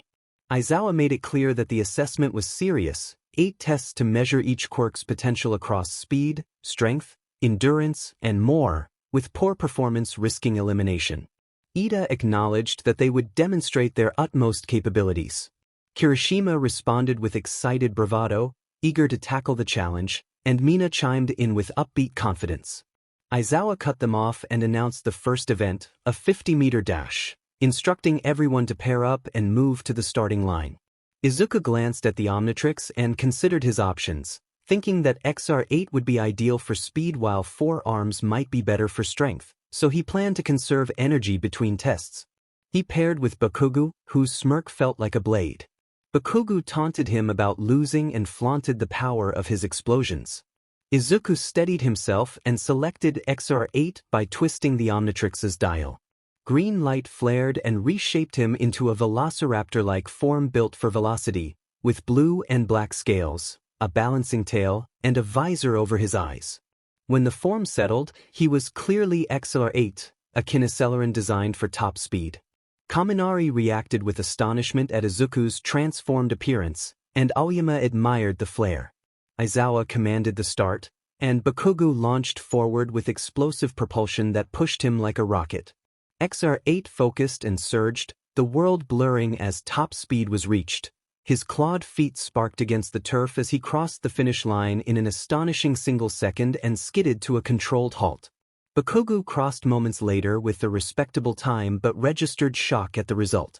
Jiro reacted to the time with disbelief, and Tsu compared the speed to a startling frog-like motion. Bakugo accused Izuku of cheating and demanded to know what was going on, lunging at him in anger. Aizawa's scarf whipped out and wrapped around Bakugo's arms to restrain him, holding him in place until he calmed. Aizawa warned Bakugo to control himself or face consequences. Bakugo broke free when the scarf released him and stormed off, promising that the matter was not finished. Izuku tapped the Omnitrix emblem and reverted to his normal form, steadying his breath and asserting to himself that he was not there to fight. The tests continued, showcasing the class's range of abilities in a series of concise demonstrations. Sato excelled at a grip strength test with sugar-fueled power, Shoji handled weightlifting with his extra arms, Koda enlisted animals to assist in an endurance run, Jiro used sound waves for a disruption task, Ida sprinted with engine-driven speed, Mineta used sticky spheres to immobilize obstacles, Kaminari powered an electrical circuit, Kirishima hardened his skin to demonstrate durability, Mina melted barriers with controlled acid emissions, Yaoyorozu fashioned tools on the spot, Uraraka floated objects for a throwing test, Hagakure slipped past sensors using invisibility, Ojiro used his tail for balance, Tokoyami's dark shadow cleared hurdles, Aoyama impressed with a dazzling laser, Todoroki displayed precision by manipulating ice on a track, and Siro swung across gaps using his tape. Izuku observed, notebook itching for notes, but his attention remained focused on the Omnitrix. When it came to the strength-based ball throw, Izuku stepped forward and selected 4 arms by activating the Omnitrix. Green light transformed him into a towering, crimson, 4-armed form built for power. The class reacted with astonishment at his size and strength. 4 arms gripped the ball with steady hands and launched it with a deep grunt. The ball arced high and far, and Aizawa's device recorded a 2-kilometer throw. The students erupted in impressed reactions. Kirishima called him a beast with a grin, and Yaoyorozu noted the impressive versatility of Izuku's forms. Bakugo glared but remained silent, fists clenched as Izuku tapped the Omnitrix and reverted to his human form, feeling the ache in his muscles and the lift in his spirits. He said he was just doing his part as he caught Uraraka's thumbs up. The tests rolled on endurance, agility, precision, each student pushing their limits. Izuku conserved the Omnitrix, relying on his trained physique and his Dagoba beach grit. By the final test, a combat simulation against training bots, he was the last to go, the class watching intently. He reached for the Omnitrix, ready to dial up Diamond Head for durability, when Aizawa stepped forward and ordered him to stop, his eyes narrowing and his voice cutting through the field. Aizawa told him he had been switching forms all day and instructed him to demonstrate what he could do without the device. No tricks, only himself. Izuku froze with his hand hovering over the Omnitrix. The class murmured, eyes darting between him and Aizawa. Katsuki Bakugo leaned forward and taunted him, calling him a quirkless nobody. Aizawa snapped for silence and asked Midoriya what his choice would be. Izuku felt the Omnitrix hum beneath his sleeve, urging him to act, but he reminded himself that without it he was just Izuku quirkless and ordinary. He also reminded himself of his training, his fights, and his saves, and he thought that he was more than the Omnitrix. The bots whirred to life in the arena, their red optics gleaming. Aizawa's command hung like a gauntlet, and Izuku stepped forward with resolve, green eyes blazing. He told Aizawa that the device was his quirk, that it regulated his abilities and kept them from spiraling out of control, and he questioned why he alone was being told to fight without his support tool. He pointed out that others, like Aoyama, were not asked to abandon their safety equipment, and he challenged the fairness of being singled out.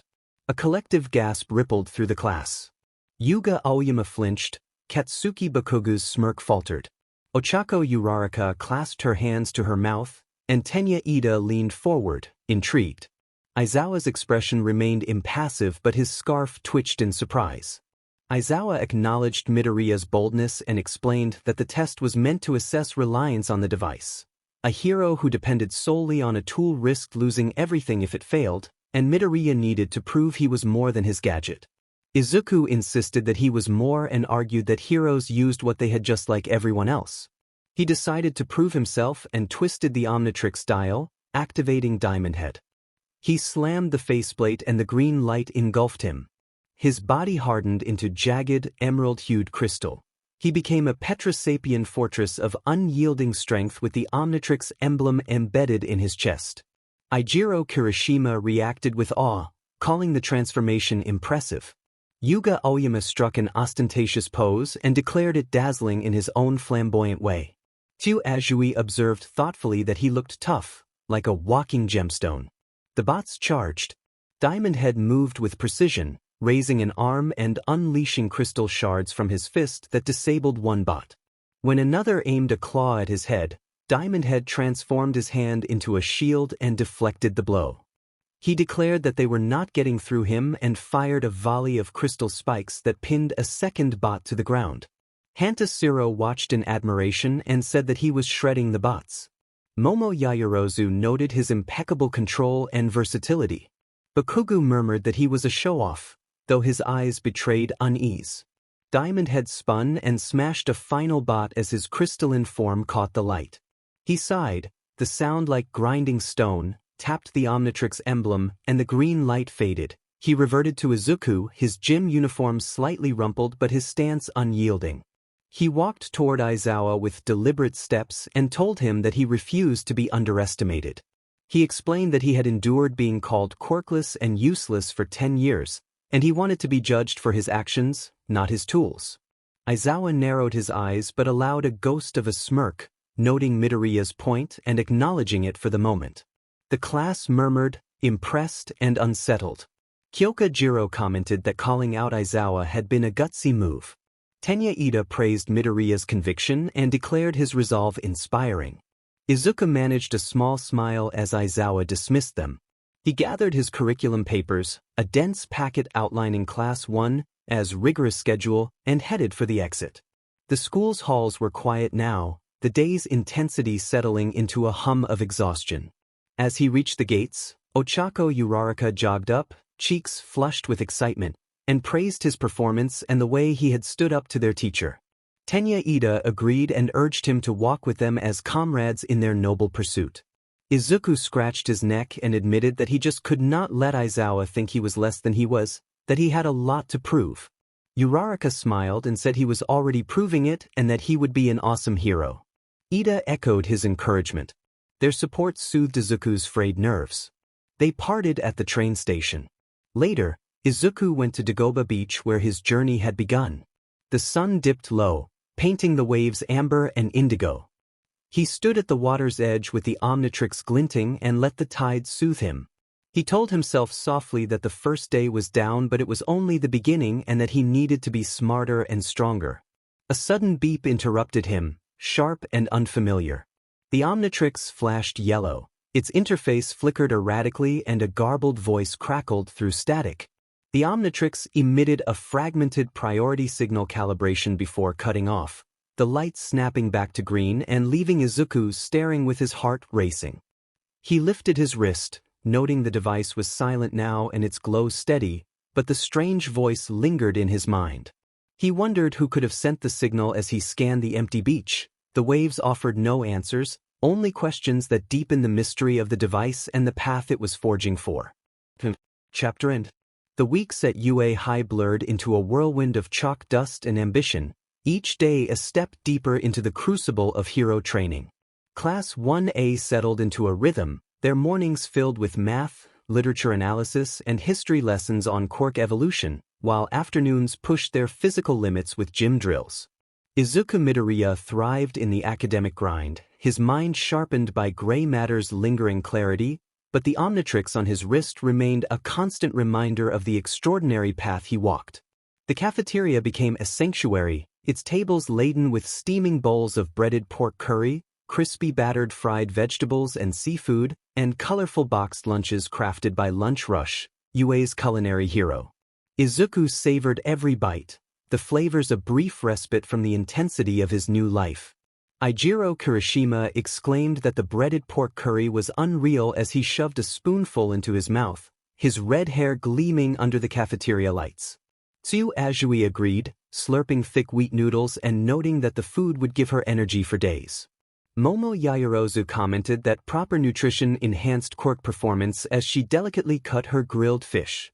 Izuku nodded, his own tray piled with rice and sweet soy-glazed chicken, but his thoughts wandered to the Omnitrix's 10 aliens heat blast, for arms, Diamond Head, Stinkfly, Wild Mutt, Ghost Freak, Exa 8, Ripjaws, Gray Matter, an upgrade waiting for their moment.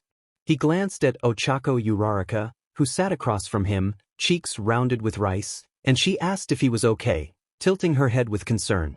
Izuku offered a small smile and said he was just thinking. It was a lot. He explained classes, training, everything. Denki Kaminari waved a chopstick and pointed out that Izuku had topped the entrance exam and already impressed Aizawa, calling him a legend in their midst. Izuku muttered that he was far from that, his cheeks flushing, and looked away when he caught Katsuki Bakugu's glare from a nearby table. Bakugu stabbed his food with small sparks and the memory of his taunts remained a dull ache. Tenya Ida adjusted his glasses and praised Izuku's focus, urging everyone to strive for excellence in both academics and heroics. Hantashiro grinned and asked when they would move on to real action fighting villains and saving people. Mina Ashido beamed that she could not wait to melt some bad guys, while Fumikage Tokoyami intoned that true heroism required discipline as his dark shadow stirred faintly. Aizawa then strode in, his scarf trailing like a shadow, and called the class to finish eating and head to the lecture hall, warning them that their first heroic lesson would begin in 20 minutes. Excitement rippled through the room. Kirishima fist-bumped Shiro and declared he was ready to show what they could do. Kyoka Jiro asked if Aizawa would be teaching again, and Uraraka admitted she was pumped, eyes bright. In the lecture hall, a cavernous room with tiered seats and a wide screen, Izuku's heart raced when the door opened to reveal a towering figure in a blue and red costume, blonde hair swept into iconic antennae. All Might entered with a grin that lit the room, and Izuku felt his breath catch. The memory of All Might's earlier words that he could not become a hero still stung beneath the new circumstances the Omnitrix had created. All Might introduced himself as All Might and announced he would be guiding their heroic lessons, explaining that the day would begin with a foundational lecture on combat and rescue. The class cheered, and Mina Aoyama declared that learning from the symbol of peace was an honor. Ida emphasized that All Might's expertise would shape them into exemplary heroes. All Might addressed the room and reminded them that every one of them had potential. He explained that heroism was not just about strength but also heart, strategy, and sacrifice, and that they would discuss the principles of saving lives under pressure. Izuku listened closely, notebook open, absorbing the strategies while keeping his eyes mostly on his desk. All Might's presence inspired him but also reminded him of past doubts that had not entirely healed. He noted silently that All Might did not know about the Omnitrix or that Izuku had, in his own way, proved earlier assumptions wrong. Kaminari leaned over and observed that Izuku looked pale, asking if he was all right. Izuku forced a nod and replied that he was focused. Uraraka offered a warm smile and reminded him that All Might was there to help, expressing confidence that Izuku would succeed. Tokoyami commented that All Might's presence demanded they rise to the occasion. The lecture unfolded with All Might weaving tales of heroic feats and practical advice, and Izuku's notes became a careful tapestry of strategies. When the bell rang to signal the end, Aizawa returned with a curt instruction that their hero costumes were in their lockers and that they would wear them for their first combat training the next day. Dismissed, the class scattered in excitement. Mina practically bounced at the thought of her costume, Masahiro Ojiro swished his tail, and Aoyama struck a pose, certain his outfit would dazzle. Izuku lingered before heading to the locker room alone, his heart pounding. Bakugo brushed past him and warned in a low growl that Izuku should not think he was special for being accepted and that Bakugo would crush him in combat. Izuku replied quietly but firmly that Bakugo should keep dreaming, his resolve steeled by the Omnitrix-a's hum. The locker room was cool and quiet as Izuku approached his assigned space. His hero costume, designed to complement the Omnitrix-a's versatility, waited inside a tangible step toward his dream. He reached for the handle with trembling fingers, feeling the weight of All Might's words and his own determination collide, while the Omnitrix pulsed as if ready to meet the challenge ahead. Chapter End. The UA training ground loomed under a sky heavy with clouds, its mock city a jagged maze of steel and concrete primed for the first combat training of Class 1A. The air crackled with anticipation as 20 students donned their hero costumes, each a bold declaration of a burgeoning identity. Izuku Midoriya adjusted his dark green long-sleeve jacket, its left sleeve cut shorter to reveal the Omnitrix and its glow, a quiet promise. Black military-style pants hugged his legs, tucked into sturdy combat boots that grounded him against the pavement. His heart thundered under the weight of All Might's presence and the looming battle. Paired with Ochako Uraraka against Katsuki Bakugu and Denki Kaminari, Izuku felt this fight would test more than his skills. It would test his resolve. All Might stood atop an observation tower, his blue and red costume a beacon as his eyes scanned the teams and lingered on Izuku. All Might noted that Midoriya's profile showed no quirk, yet he had topped the exam, and he wondered what secret the young man might be hiding. In the preparation area, teams huddled and strategized. Izuku glanced at Uraraka in her pink and black suit, her helmet gleaming, and asked if she was ready. Uraraka responded that she was totally ready and excited, confident they could outsmart Bakugu and Kaminari. Izuku outlined a plan, warning that Bakugu would be aggressive and that Kaminari's electricity could be dangerous. He wanted them to stay mobile and focus on the objective of capturing the bomb or the opponent's bands. Uraraka said she would float obstacles and follow Izuku's lead. Nearby, Tenya Ida in an armored suit coordinated with Momo Yaoyorozu, who fashioned a red and silver outfit both elegant and practical. Ida emphasized the need to secure the bomb swiftly and assessed that their opponents, Kirishima and Shiro, relied on mobility and durability. Yaoyorozu agreed and prepared tools to counter that approach. Eijiro Kirishima, his red costume gleaming, fist-bumped Hanta Shiro, whose tape-themed suit allowed for agility. Kirishima boosted morale, confident they were tougher than Ida, while Shiro promised to swing circles around them. Tsuyu Azui, in a green aquatic suit, paired with Fumikage Tokoyami, his dark cloak billowing. Tsuyu croaked that they would use the shadows, and Tokoyami agreed that darkness could be their ally as dark shadow stirred.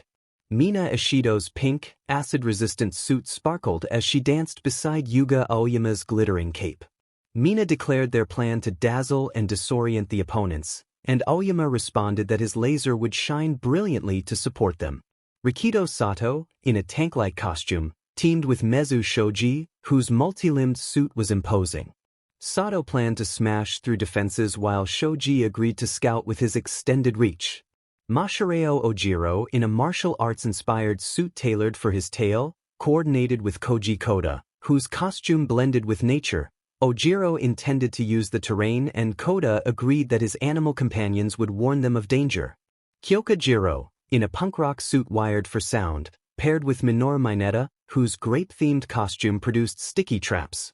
Jiro planned to track with her jacks and warned Mineta not to get stuck, and Mineta protested with uncertain enthusiasm. Shoto Todoroki, wearing a suit that reflected his half-ice, half-fire nature, stood beside the invisible Toru Hagakure. Todoroki planned to freeze traps while Hagakure agreed to scout ahead. All Might's voice then carried over the intercom, announcing the rules and objectives. Heroes versus villains, defend or capture the bomb, bands on the arms that determined elimination. The signal to begin sounded. The mock city erupted into contest.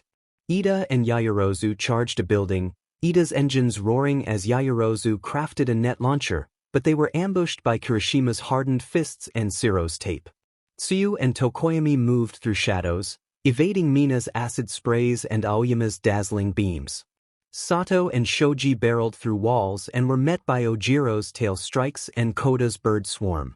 Jiro's sonic waves collided with Todoroki's ice formations while Hagakure slipped past Mineta's sticky traps. Izuku and Uraraka sprinted into a building where the bomb, a glowing prop, sat on the 5th floor.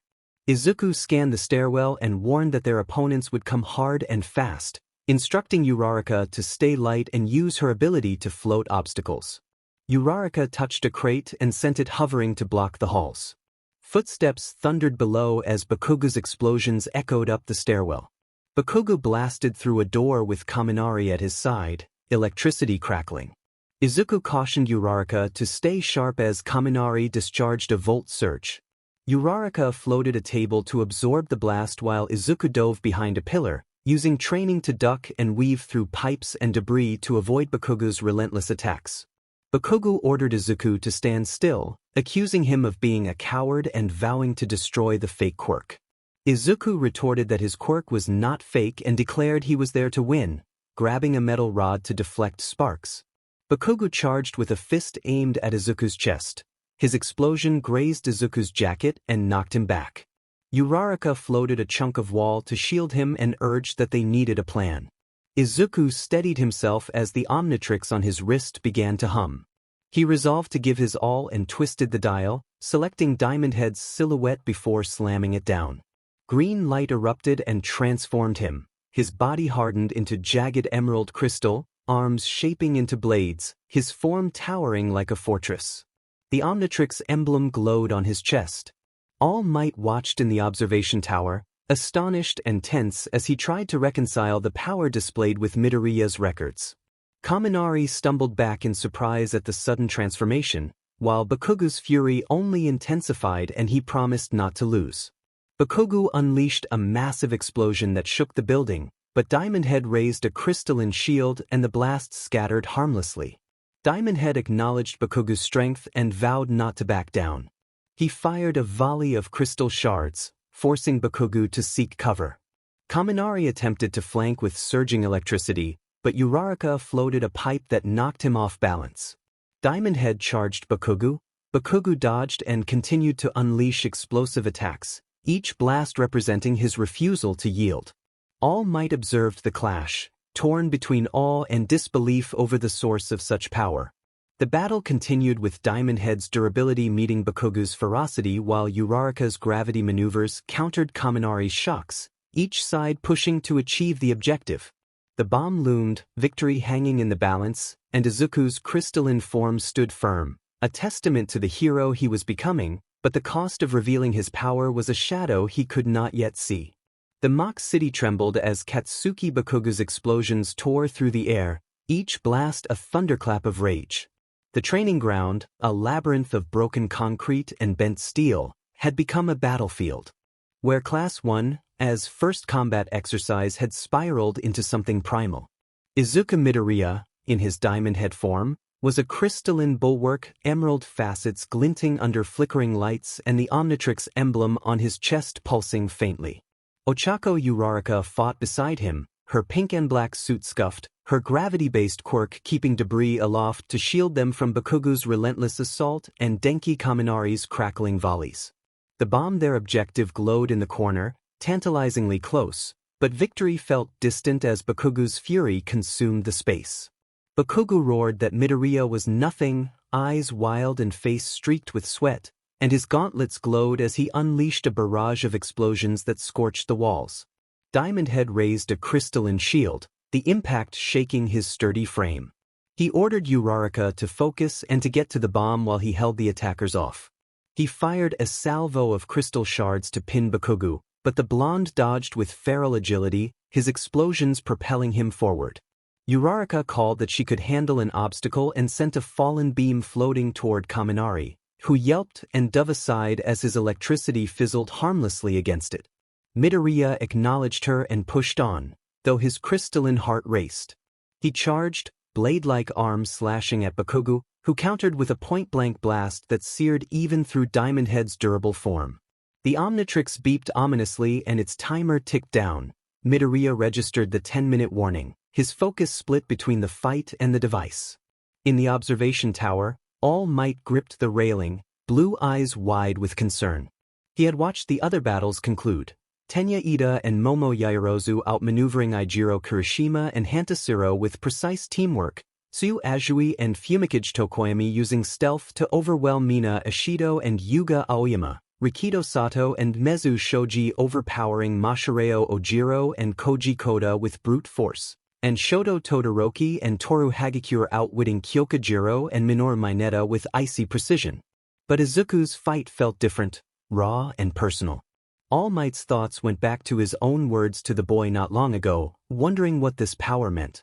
He murmured that he needed to know what Midoriya was. Bakugu's next explosion shattered Diamond Head's shield into glittering fragments and demanded that Midoriya prove himself. The blast sent Diamond Head skidding back, a crystalline section cracking under the force. Bakugu declared that he would end Midoriya. The Omnitrix screeched as its green light flashed red, and Izuku's crystalline form dissolved in a burst of energy. He reverted to human, his dark green jacket torn and his combat boots scraping the floor. Pain flared in his ribs from Bakugu's relentless attacks, but he stood with jaw set and eyes burning with defiance, insisting inwardly and outward that he was not done. Uraraka warned that he was hurt and urged finishing the objective, making a section of floor weightless to unbalance Bakugo and reaching for the bomb's capture band.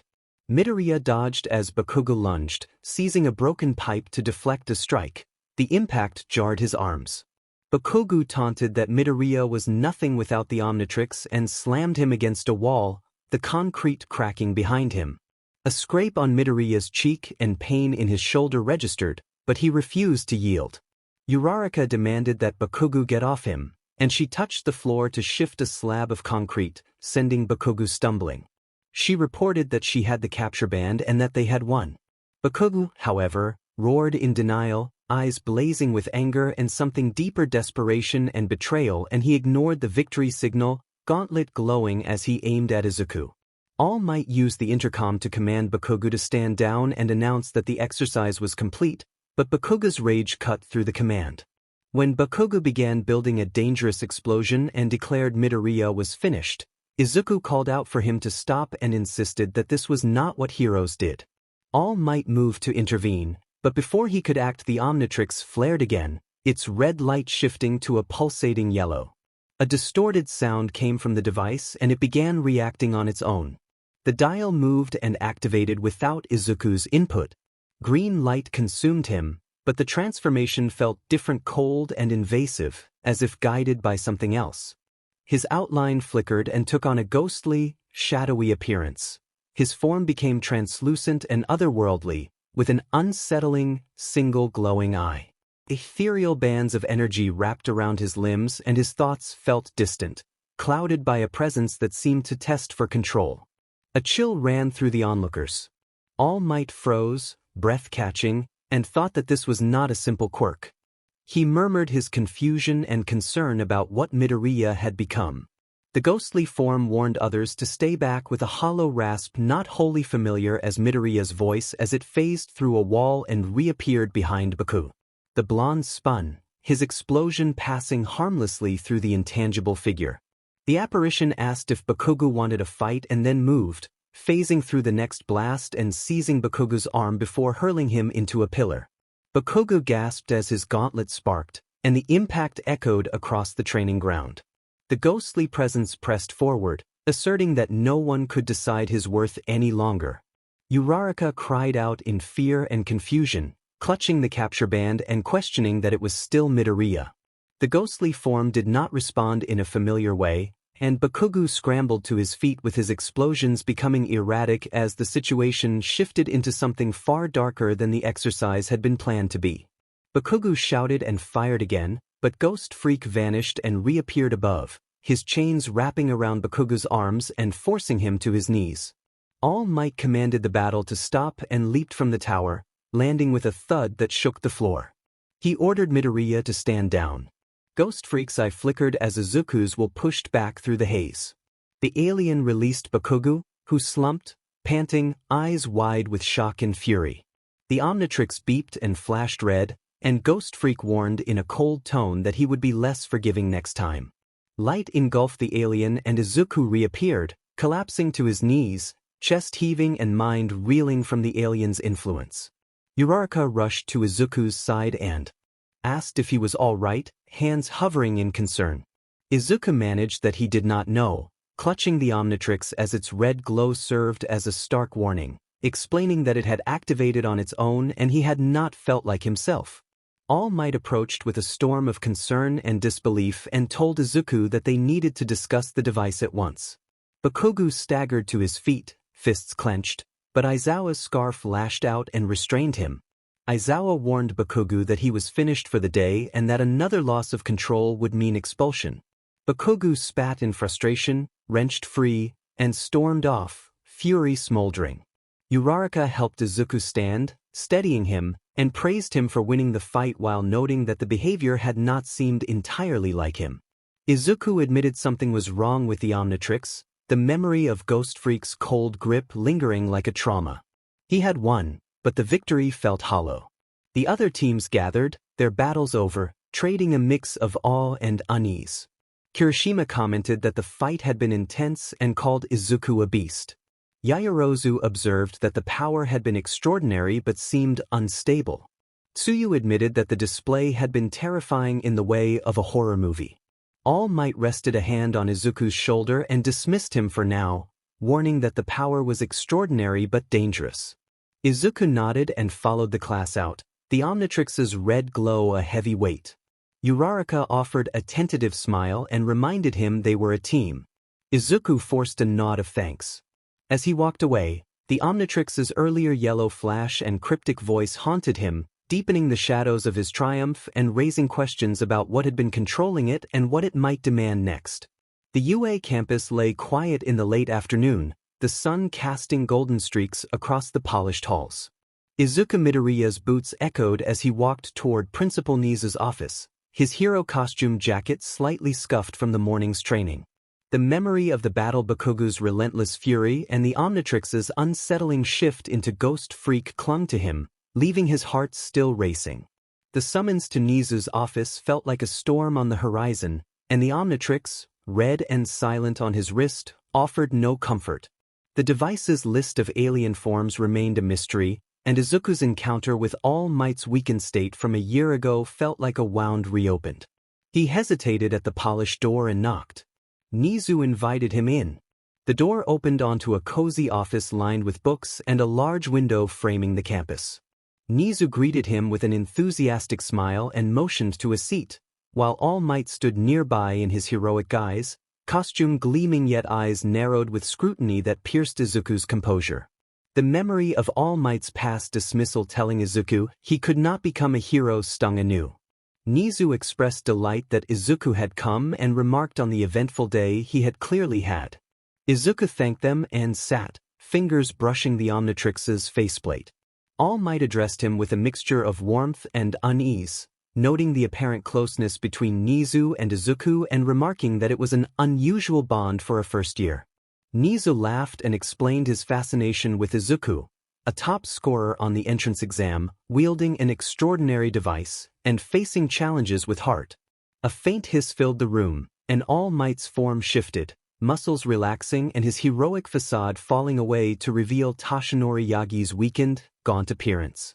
Izuku's expression did not change. He had seen this before under the overpass and knew the truth of it. Nizu tilted his head and asked if Izuku was surprised, pointing out that Izuku had already known All Might's secret.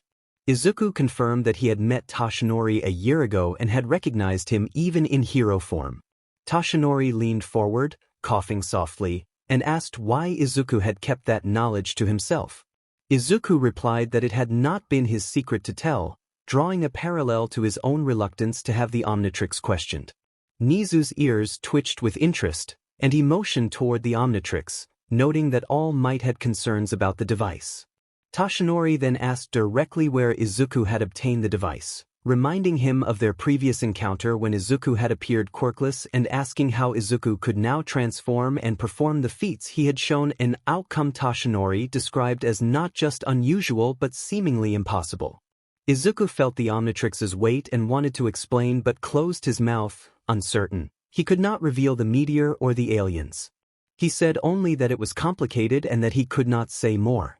Toshinori pressed further, questioning whether Izuku could not explain, would not explain, or simply did not know what the device was. Nizu stepped in, firming the tone, asserting that Izuku was a student, not a suspect, and that pressing him served no purpose given the remarkable potential Izuku had shown. Toshinori's concern remained visible and he warned that Izuku could be a flight risk. Toshinori voiced concern that a quirkless boy suddenly wielding that kind of power was reckless and that they needed to know what they were dealing with. Izuku's fists clenched, and he insisted that he was not reckless, eyes blazing as he explained that he had trained for months and risked everything to get there. He said the device was his chance to be a hero and to prove he was not nothing, that he did not know everything about it but was learning and using it to save people. Nizu's smile returned, soft but approving, and he asked Toshinori to leave so he could speak with Midoriya alone. Toshinori hesitated and protested, but Nizu's tone held a rare steel, and Toshinori sighed, cast Izuku a final conflicted glance, and shuffled out with the door clicking shut. The room fell silent except for the soft clink of Nizu pouring herbal tea into 2 cups, the chamomile's soothing aroma filling the air. Nizu offered the tea to Midoriya, sliding a cup across the table. Izuku accepted the cup and let the tea's gentle flavor ease the knot in his chest. He apologized for causing trouble, but Nizu waved the concern away, calling him a puzzle he adored. Nizu observed Izuku's combat training that day, noting the ferocity and control even when the device had acted unexpectedly, and then suggested not dwelling on heavy matters and proposed a rematch at chess to lighten the mood. Izuku managed a small smile and agreed, setting his tea down and saying he had been close last time and might win today. Nizu found that bold and gave him the white pieces. Then the game began, the board a battlefield of strategy and wit. Izuku opened with a pawn, his mind sharpened by gray matter's lingering clarity, every move calculated yet bold. Nizu countered with a knight, his plays deceptively playful but razor-sharp, commenting that Izuku had improved and that his focus was remarkable, especially after the day's ordeal. Izuku challenged Nizu's position with his rook and explained that he had been practicing not just chess but everything, wanting to be ready for whatever UA threw at him. Nizu captured a pawn with a sly grin and praised Izuku's resolve against Bakugo and his defiance with all might, then asked how the transformation with Ghost Freak had felt. Izuku paused at the question and admitted that it had been scary, that he hadn't chosen the transformation and that it had felt like the Omnitrix had a mind of its own and that he had felt not himself. Nizu's eyes softened as he called the situation fascinating, noting that a device with autonomy was rare and that Izuku had fought through and reclaimed control, a mark of a true hero. Izuku moved his queen and said he wanted to understand the device if he was going to keep using it safely. Nizu counseled him not to let it define him and reminded him that he was more than the device, then pointed out a check on the board. The game continued, pieces falling and strategies unfolding in a dance of intellect and instinct. Izuku's focus remained unshaken, each move a testament to his resolve, until the board reached a delicate stalemate. Nizu applauded the draw and complimented how sharp Izuku had become. Izuku accepted the tie with gratitude, and Nizu sipped his tea, encouraging him to keep pushing and questioning, calling UA a crucible and expressing eagerness to see how Izuku would shape it. Izuku stood and bowed deeply, thanking Principal Nizu and vowing not to let him down. As he left the office, the Omnitrix-a's red glow lingered on his wrist like a silent enigma. All Might's questions, Ghost Freak's haunting presence, and Nizu's unwavering faith swirled in his mind. He understood that the path to heroism was fraught with secrets and trials, and that the next step would demand everything he had and more. The night draped Muzutafu in a velvet hush. The city's hum softened to a murmur beyond Izuku Midoriya's bedroom window.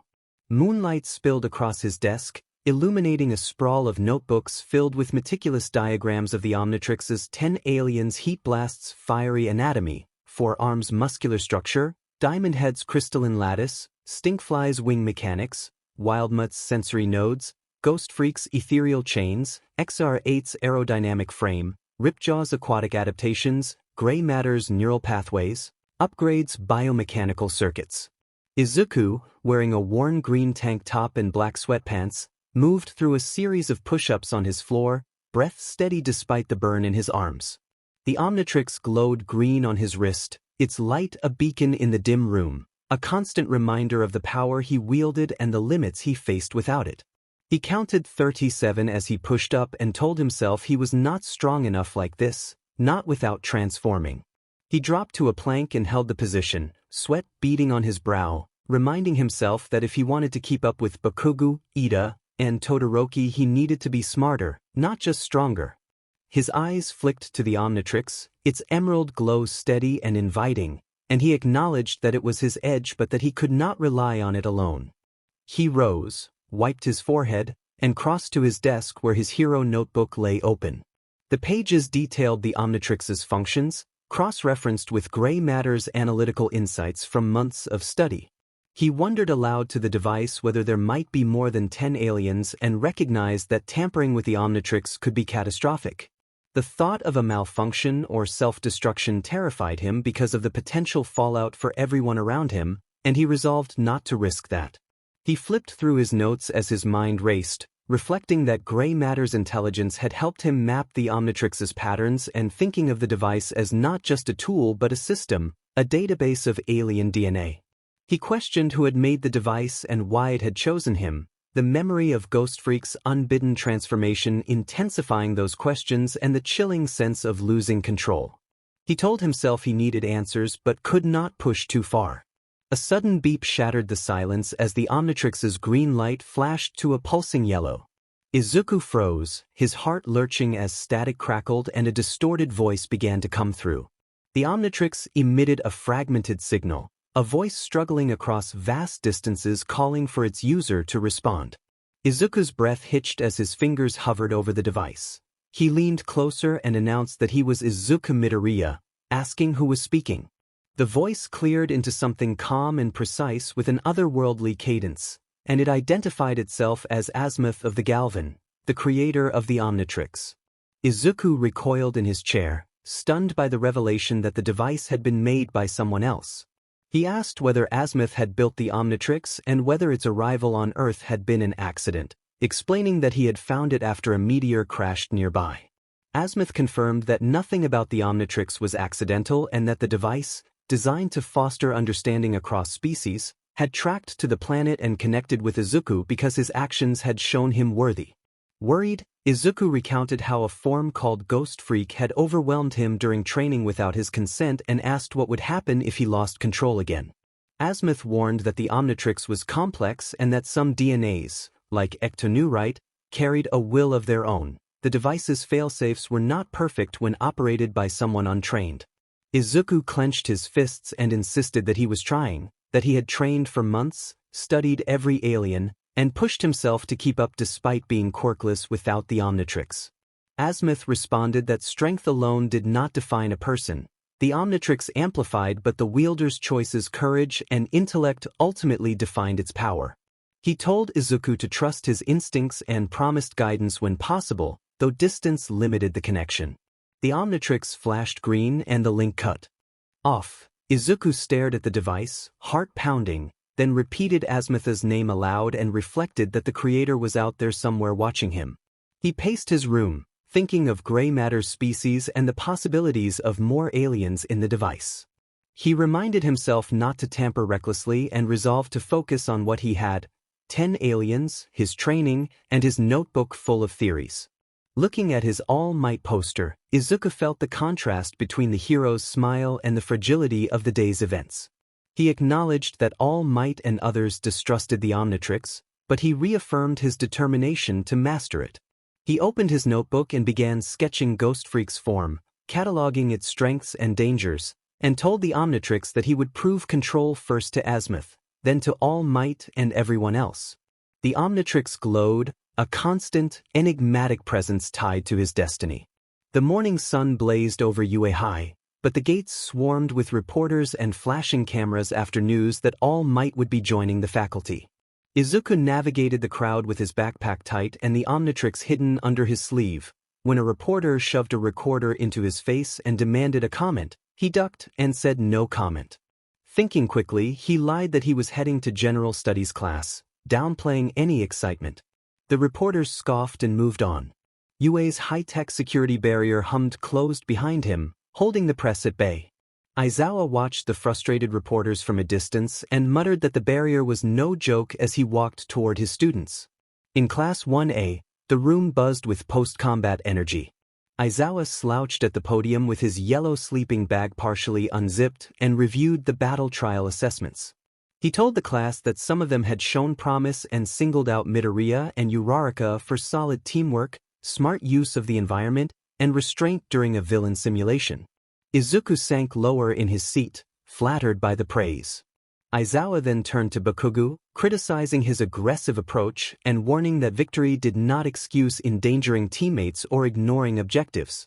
He told Bakugo to control himself or face removal from the course. Bakugo slammed his desk in anger and accused Izuku of cheating with the Omnitrix, calling it a freak show. Aizawa snapped that Bakugo was on very thin ice and needed to get his act together. He announced that the class needed to pick a class president and that votes would be taken immediately, so the students prepared for the unexpected decision. Kirishima pumped a fist and declared that he was in, determined to lead with confidence. Ida made a chopping motion with the air, proud that the class was practicing orderly elections. Ballots flew and results were tallied. Izuku Midoriya as class president and Momo Yaoyorozu as vice president. Izuku stared at the board, stomach churning as he worried he might not be ready for the responsibility. Momo approached with a poised step and reassured him that he had earned the position and that she would support him as vice president. They would handle it together. Izuku exhaled and felt some of his anxiety ease. Lunchtime filled the cafeteria with chatter and the clatter of trays. Izuku, Ochako, and Tenya took a table with steaming bento boxes between them. Ochako mused that he would be a great president despite his doubts. Izuku admitted he was unsure about leading everyone and feared making mistakes. Tenya adjusted his glasses and reminded Izuku that his exam performance and composure under pressure suggested he had the makings of a fine leader. He urged Izuku to trust his instincts. Izuku offered a small, grateful smile. Ochako teased Tenya about his formality. Tenya explained that his family's legacy of heroism demanded DSPLN, which sparked Izuku's curiosity about the Ida family's engineering and legacy. Tenya beamed as he spoke of aspiring to emulate his brother, Tensei Ida, and of the lives saved through their innovations. A piercing siren suddenly wailed and red lights began to flash. Panic rippled through the cafeteria and students scrambled. Trays clattered and voices rose in confusion. The crowd surged toward exits in an anxious rush. Izuku and Tenya moved to a window and spotted a horde at the gates. Izuku suggested it might be reporters and wondered whether the barrier had glitched. Tenya agreed that the alarm could be false but warned that panic was spreading. Izuku made a quick plan and his eyes found Uraraka. Ochako noticed him and sprang into action. Instead of any contact, Uraraka activated her zero-gravity ability and Izuku floated upward to gain a better vantage, keeping clear space around them. Heart pounding, Izuku activated the device on his wrist. A green light flared and his form shifted into a large, insectoid-shaped stinkfly with iridescent wings and a buzzing presence. From above, Stinkfly addressed the courtyard, amplifying his voice to calm everyone. He informed the students that the crowd at the gates were reporters and encouraged UA students to form orderly lines and evacuate calmly. The crowd hesitated, then followed the direction and organized themselves into lines. Students whispered in surprise at the transformed figure, impressed by the composed leadership. Stinkfly descended and tapped his emblem. A green flash returned him to human form. Izuku sighed in relief at the tactic working. Back in Class 1A, Izuku and Momo stood before their classmates and Izuku, thinking about the day's events, suggested they consider a revote for president to confirm his standing. When the ballots were recounted, Izuku's votes increased significantly. Ida affirmed that Izuku had calmed the chaos and deserved the role. Izuku rubbed his neck, accepted the responsibility, and vowed to try his best. In the faculty lounge, Aizawa reviewed footage and noted that the barrier had been compromised. Nizu observed that the incident seemed deliberate, possibly the work of a hostile element, and wondered whether it was a declaration of conflict. The staff responded with concern and a plan to investigate. Later, Izuku and Momo sat in an empty classroom organizing duties and officer assignments. Izuku explained briefly that his wrist device temporarily altered his DNA to channel transformations without pain and kept him stable. Momo, intrigued, asked about the molecular aspects of his device and shared her own approach to creating objects from her body's resources. She blushed when Izuku offered insightful questions and thanked him for his input. They assigned tasks Kirishima for morale among them and continued refining plans, determination strengthening in the face of uncertainty. The clock ticked to 12:50 p.m. on Wednesday as Class 1A gathered in UA's Heroics Lecture Hall, the air filled with anticipation. Izuku sat among his peers in a slightly rumpled jacket, the device on his wrist pulsing quietly beneath his sleeve. He felt the weight of the president's duties after many late-night meetings with Momo, but his resolve remained firm. Aizawa took his place at the front and introduced the day's heroics lesson, which would focus on foundational rescue skills. He explained that the students would be supervised by a 3-instructor team and would face the trial of rescue, practicing how to save lives in disasters like floods and fires. He warned them to take the exercise seriously. The class responded with eager energy. Kirishima pumped a fist, ready to save people in his own bold style. Mina bounced with enthusiasm about melting obstacles, while Aizawa's glare brought them back to focus. Ida organized the group into efficient lines for boarding, and the students prepared to head to a remote training area. In the locker room, Izuku adjusted his jacket, feeling the tug of exhaustion in his limbs. Ochako approached with concern and noted that he looked run down. Izuku forced a smile and insisted he was fine, just pushing himself with class president responsibilities. Momo arrived and reminded him not to overdo it, offering to take on some meeting duties next time and warning him to rest. Izuku acknowledged her support with a tired salute. Bakugo watched from across the room, his attention elsewhere. Outside, Tenya blew a whistle to maintain order, and Izuku, trying to keep things relaxed, joked about the necessity of strict lines. The bus ride was loud and crowded, with students finding seats however they could and Ida quietly noting the suboptimal arrangements. Izuku laughed, letting some of his fatigue ease as he settled in for the ride. Tiu Azui tapped Izuku Midoriya on the shoulder and, in her frog-like manner, told him she always spoke her mind before asking what his watch did and why it seemed to let him shift into so many different abilities. Izuku hesitated, feeling the green glow of the Omnitrix under his sleeve. Eijiro Kirishima leaned in with eager curiosity and asked him to explain, while Shoto Todoroki watched with quiet interest. The class focused on Izuku, and even Katsuki Bakugo's scowl deepened. Izuku forced a smile and explained that the device allowed him to transform by altering his DNA in quick, controlled ways. Tsuyu listened thoughtfully. Denki Kaminari thought the idea sounded like shape-shifting, and the remark lifted some of the classroom tension. Shodaizawa cut through the moment and told the class to get moving. The unforeseen simulation joint a massive dome built for disaster drills with flood zones, fire pits, and rubble loomed ahead. A space-suited hero called 13 welcomed the students and explained that the day's lesson was about using quirks to save lives, emphasizing heart, precision, and sacrifice. Izuku felt that swell of purpose every hero needed and gripped the Omnitrix with intent. Before the class could settle into the exercise, a black portal opened at the dome's center and a flood of villains poured through. Kirishima tensed and asked if this was part of the training. Aizawa's scarf whipped out as he assessed the situation and ordered 13 to protect the students while telling everyone to huddle together. A villain with hands plastered across his body introduced himself with a taunt, saying that All Might had been their target and that the students would serve as a message. Fear tightened around the class as Momo Yaoyorozu gripped her staff, Tenya Ida's engines hummed, and Bakugo readied explosives, but Aizawa stepped forward, prepared to nullify quirks. 13 moved to usher the students back to safety, and the Omnitrix at Izuku's wrist pulsed as he realized how much was at stake. The USJ erupted into chaos. Kurogiri, shrouded in a drifting mist, appeared and announced the League of Villains' goal to eliminate All Might, then declared the students would suffice as a message. 13 tried to counter with a powerful move, but Kirishima charged with hardened skin and Bakugo unleashed an explosive attack. Their efforts struck the mist and had no effect. Kurogiri's fog expanded and began scattering the students across the dome through portals. Ida's engines roared as he pulled classmates together and Shoji used his extra arms to scoop students out of the mist's grasp. Their teamwork kept most of the class from being completely scattered, but several students were still pulled away.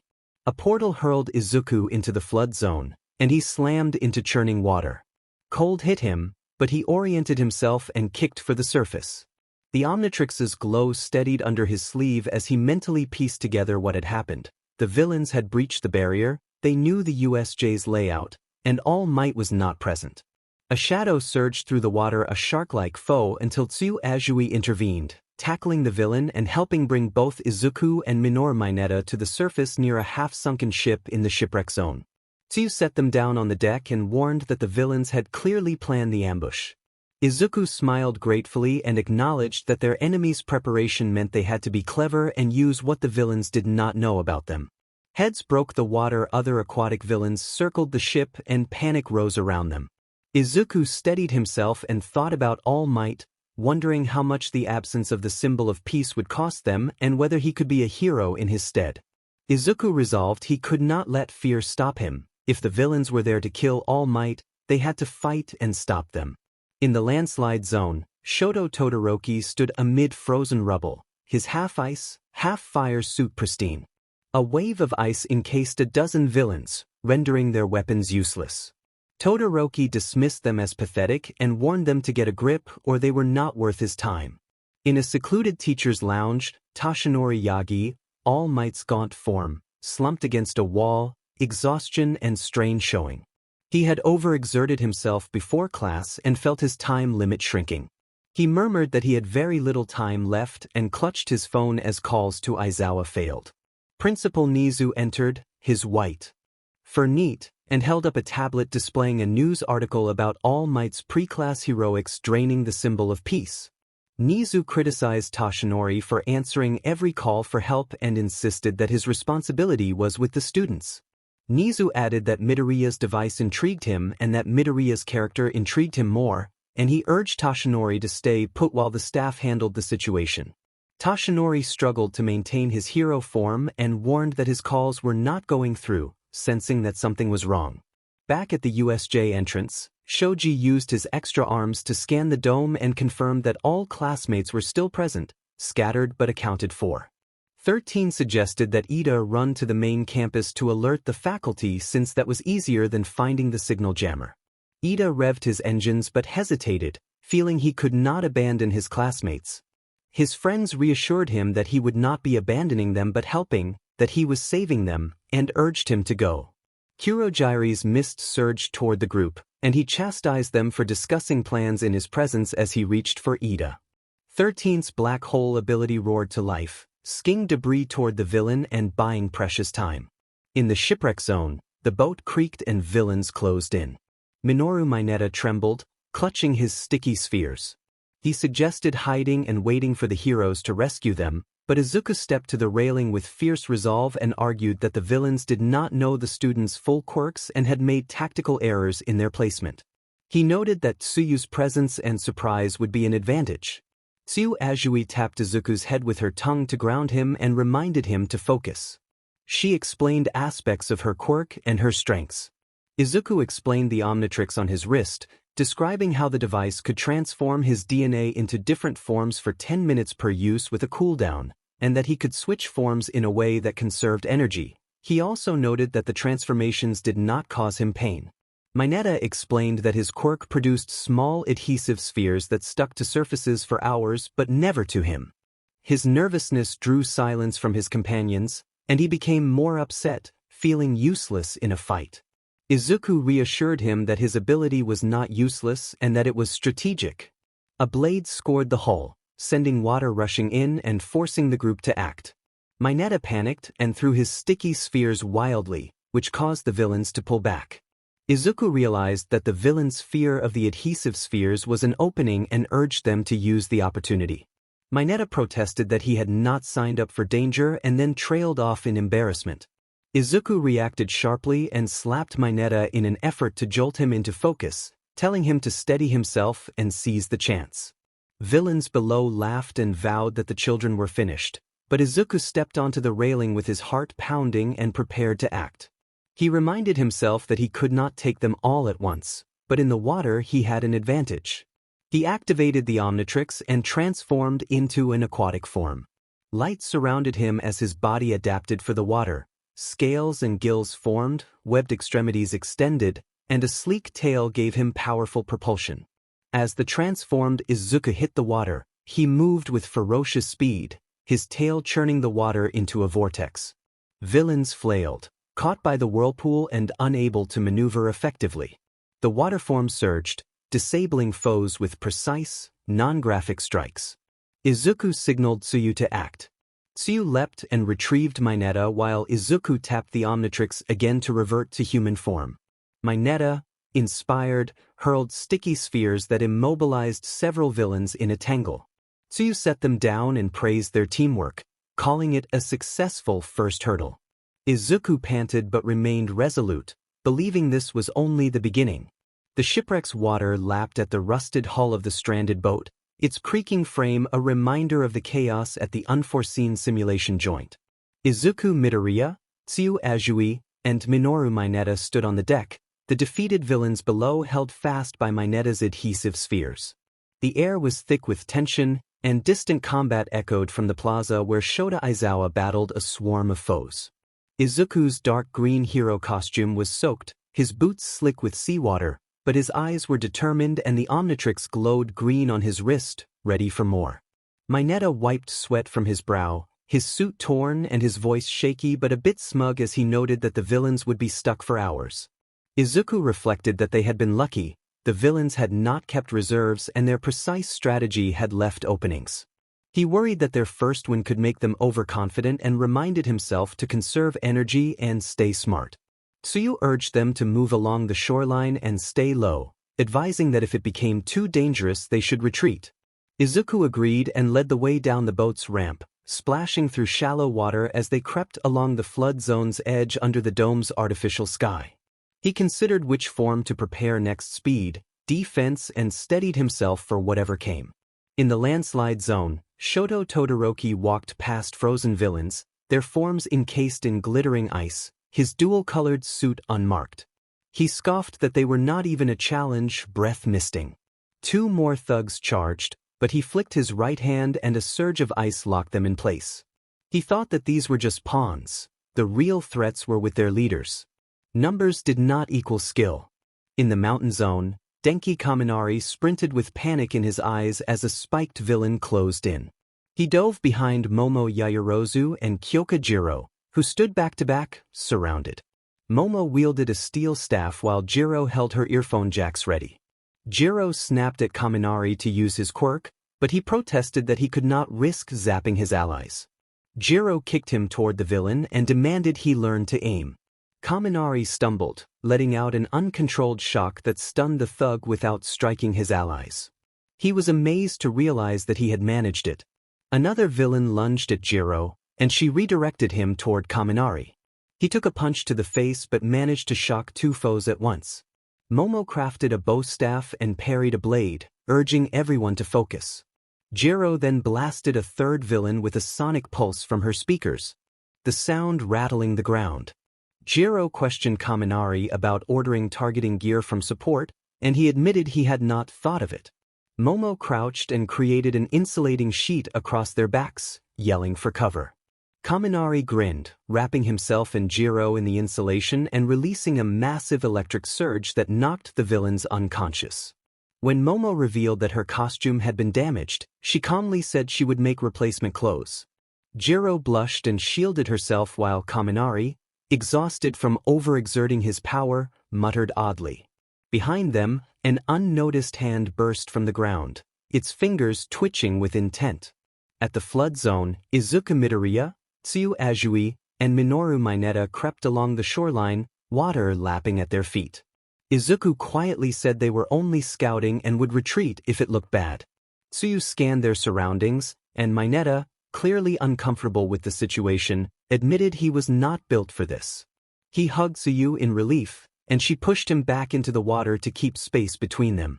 In the plaza, Shota Aizawa fought fiercely, his scarf lashing villains while his quirk suppressed theirs. Tamura Shigaraki, hands plastered across his body, advanced with red eyes gleaming. Aizawa attempted an elbow strike, but Shigaraki mocked his, counting the moment's hair might fall and caused Aizawa's elbow to deteriorate, leaving the joint unable to function properly. Aizawa grunted and shoved Shigaraki back, fighting on with one good arm. Shigaraki cackled that he was not the final boss, then pointed and summoned a monstrous Nomu, a bioengineered creature with unnaturally altered features designed for combat. The Nomu's fist slammed down with crushing force. Izuku, watching from the shadows, froze in horror, thinking of his sensei. At the entrance, an agent known as 13 battled Kurogiri, using a collapsing void to swallow debris, but the villain warped behind her and ripped her suit. She collapsed gasping and called for Ida to run. Ida insisted he could not leave, engines revving, but Hantashiro urged him to go, saying he was their hope. Kurogiri lunged and was tackled by Shoji, buying time. Ida sprinted and pried the door open as Uraraka floated debris to block the villain, while Shiro and Rikido Sato hurled Kurogiri across the dome, scattering his mist. Aizawa lay face down with the Nomu holding down his injured arm as Shigaraki sneered that Aizawa's quirk was clever but useless against raw power. Nomu embodied the opposition to the symbol of peace. In the collapse zone, Katsuki Bakugo and Eijiro Kirishima fought back-to-back, explosions and hardened fists felling thugs. Kirishima said they needed to help the others and admitted regret over a stunt they had both participated in. Bakugo brushed it off and said he planned to take out the enemy exit. Kirishima called that childish, but Bakugo insisted it was strategy. A camouflaged villain crept up, but Bakugo grabbed him and blasted him unconscious, dismissing the attackers as weak and confident the others would be fine. Kirishima teased that a pragmatic Bakugo was admirable. Bakugo barked at him and stormed toward where Kurogiri would be. In other zones, Masahiro Ojiro's tail whipped a villain with a precise sneak attack, and Koji Koda's bird swarmed to assist Fumikage Tokoyami's dark shadow in overwhelming foes. Back at the plaza, Aizawa's goggles lay shattered as the Nomu ground its hold on him. Izuku's heart screamed that he had to save his teacher. He glanced at Tsuyu and Mineta and worried that if he acted they could be hurt, but he could not stand by. Kurogiri reformed and reported to Shigaraki that the runner had escaped. Shigaraki, scratching his neck and showing a trickle of blood at one spot, muttered that if the runner had been their escape ticket he would have erased them. Instead he declared the operation over and prepared to leave. Shigaraki then smiled and said they would leave a mark before going. He sprinted toward Tsuyu with the intention to decay her. Izuku felt his blood run cold. Aizawa, battered, lifted his head and briefly nullified Shigaraki's quirk, forcing Shigaraki to curse, but Nomu smashed Aizawa down again. Izuku slammed the Omnitrix instinctively, and green light erupted as his body transformed. Muscles hardened, skin shifted, and 4 powerful arms sprouted, channeling the strength of a Tetramand. In this Tetramand form, he roared and leapt at Shigaraki, swinging his right fist with immense force. The air pressure shattered nearby concrete, but Nomu positioned itself to shield Shigaraki and absorb the blow. Shigaraki praised the display and pointed out that Nomu was built to withstand such attacks. Nomu charged, aiming a claw at the Tetramand's arm. Tetramand dodged and retaliated with a massive kick that sent Shigaraki skidding back. He bellowed for them to stay away from Tsuyu, seized Aizawa, and leaped back to where Tsuyu and Mineta were waiting. He laid Aizawa gently on the ground. The teacher's eyes fluttered and he appeared injured and faint. Aizawa rasped a warning to Midoriya.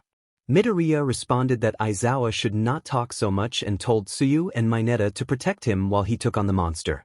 Tetramand charged Nomu again, fists hammering in a relentless assault. Nomu countered with overwhelming strength, but Izuku's resolve burned. He would not lose anyone that day. The USJ trembled under the weight of chaos, its flood zone scarred by the League of Villains' ambush. Izuku, towering in Tetramand form, clashed with Nomu as concrete cracked and the plaza shook with each strike. Tsuyu and Mineta, dragging a battered Aizawa toward the entrance, glanced back with awe and fear at the combat. Shigaraki observed that Nomu combined shock absorption, speed and strength, built to crush heroes. Midoriya kept dodging claw swipes and seizing openings, slamming Nomu into a suplex that cratered the floor and sent dust billowing upward. For a moment, the Nomu lay still, its eyes unblinking. Tsuyu noted that Midoriya was managing to slow the creature, perhaps long enough for reinforcements to arrive. Mineta, holding Aizawa's limp form, whimpered in disbelief that the creature was designed to defeat a top hero. A portal swirled open, courtesy of Kurogiri's misty form, and Nomu surged upright, ramming into 4-arm's side. Izuku groaned, pain lancing through him as he clutched his side, struggling against Nomu's iron grip and cursing under his breath. Shigaraki cackled that Nomu's strength was unmatched and that Izuku was finished. A blast announced Katsuki Bakugo's arrival as he pinned Kurogiri with an explosion, boasting that he had hit the fog's weak spot. Shoto Todoroki followed, ice surging from his right hand to encase Nomu's legs. Eijiro Kirishima charged Shigaraki with a hardened fist, but the villain dodged and taunted the redhead. 4 arms wrenched free, clutching his side from the impact and clearly injured. Tsu and Mineta reached the entrance, joining 13 and the others. Tsu hesitated and noted with a tight voice that Midoriya was fighting alone. 13. His suit torn, rasped that the injured should let Midoriya, Bakugo, Todoroki, and Kirishima handle it because they were too hurt to help. Shigaraki surveyed the chaos, his red eyes narrowing as he sneered that it was pathetic Kurogyari had been pinned and that letting a child gain the upper hand made the league look like a joke. His gaze locked on Izuku and he asked whether the boy still had fight in him. Four Arms forced a grin despite his injuries and defiantly told Shigaraki that he had more than the villain could handle. Shigaraki chuckled and signaled Nomu. The ice around the monster cracked as it broke free and began to heal, and Todoroki observed in alarm that the creature was regenerating. Kirishima reacted in disbelief, calling it a monster. Shigaraki ordered Nomu to free Kurogyari and crush the boy. Nomu charged, a dust cloud exploding as it moved. Kirishima noticed Bakugo nearby and questioned how he had gotten there. Bakugo shouted that he did not know, then tried to warn that Deku. Before Nomu could strike Bakugo, Izuku, in Four Arms form, moved like lightning, shoving Bakugo aside and taking Nomu's blow, the impact jarring him. He warned the others to stay back, feeling the pressure of facing something built for All Might. Shigaraki ranted that if All Might were present he would be a relic and that his death would be a symbol to reshape the world. Izuku accused Shigaraki of wanting chaos and using that as an excuse to hurt people. Kirishima, Todoroki, and Bakugo braced to join, but Izuku raised a hand and insisted they stop because they could not handle the creature. Kirishima protested that they would not leave him, and Izuku shouted that they would not survive, explaining that Nomu was designed for All Might and that he was the only one close enough in power even for a few minutes and should face it alone. Bakugo growled at Izuku's heroics and Izuku confirmed that he was acting like a hero. Shigaraki ordered Nomu and Kurogyari to focus on Izuku and lunged at the others, reaching out with his decaying touch. The Omnitrix beeped as its timer neared 0, and Izuku, desperate for more time, slammed the dial. His Tetramand form dissolved in a blinding flash as his body shimmered and morphed into something cosmic, skin dark as the void speckled with stars, his form radiating immense power. The transformation surged briefly, granting a cosmic burst of strength, then reverted to Four Arms, the device straining. Four Arms charged, fists a blur, each strike creating shockwaves that rattled the USD. Shigaraki and Kurogyari were pushed back by the powerful air pressure, unable to reach the students or assist the Nomu. Shigaraki taunted that Nomu had shock absorption and that no matter how much they hit it, it should be useless. Izuku growled back that shock absorption was not nullification and hammered the creature, explaining that there was a limit to how much it could take from his blows. He unleashed attack after attack, striking relentlessly. Nomu began to stagger as its regeneration slowed under the sustained onslaught. Izuku's blows intensified into a whirlwind of Tetramand might, and he declared that Nomu would not win before delivering a final, earth-shaking punch that sent the monster hurtling through the USJ's dome, concrete cracking as it vanished into the sky. Steam rolled off Four Arms as his eyes glowed and he glared at Shigaraki, challenging who would come next. The students gaped in awe at what they had just witnessed. Ashido marveled that he had launched the creature, and Tsu praised Midoriya as incredible. Shigaraki froze, his bravado faltering and his frantic self-reproach turning into a muttered accusation that the plan had been ruined by a kid. He insisted that Nomu was meant for All Might, not for defeat by someone else.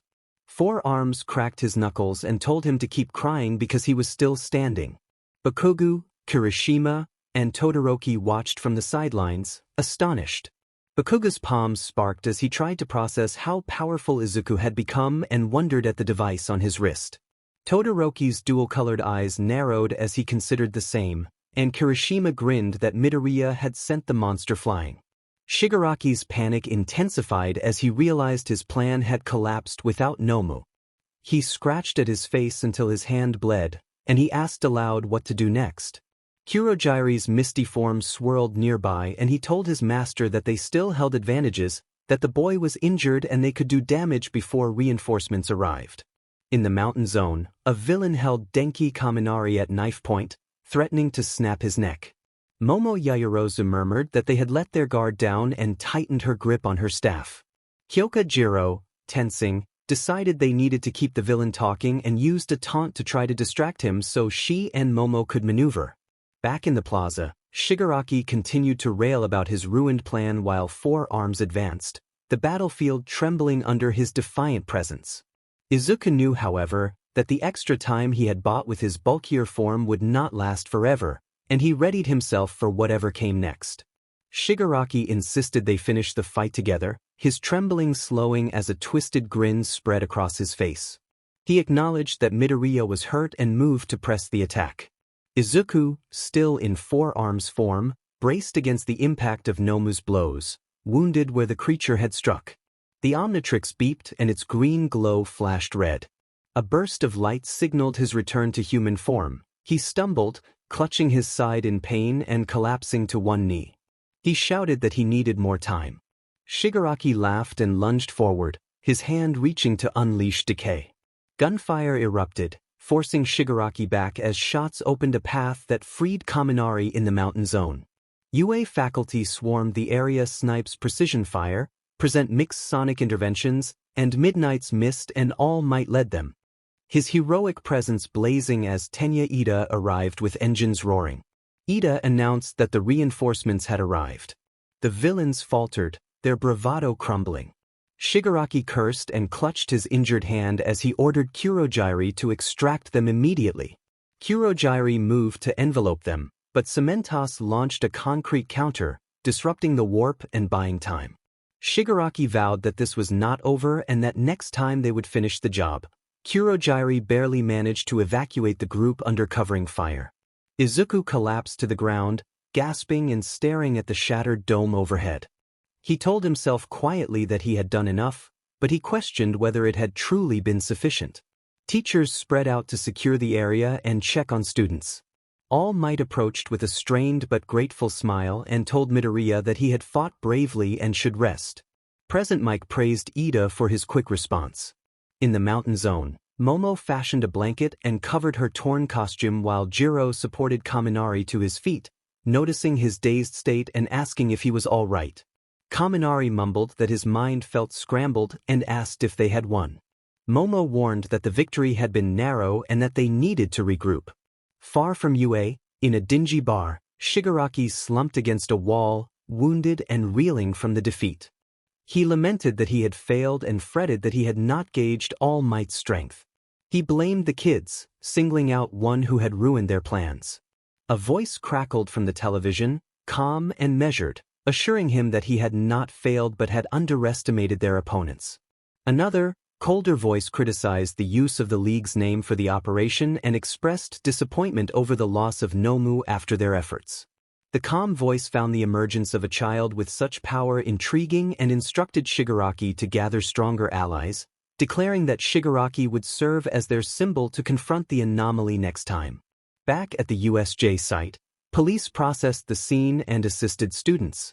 Toru Hagakure, invisible except for her gloves, complimented Mashireo Ojiro on his stealthy tail work. Ojiro, embarrassed, thanked her and asked where she had been.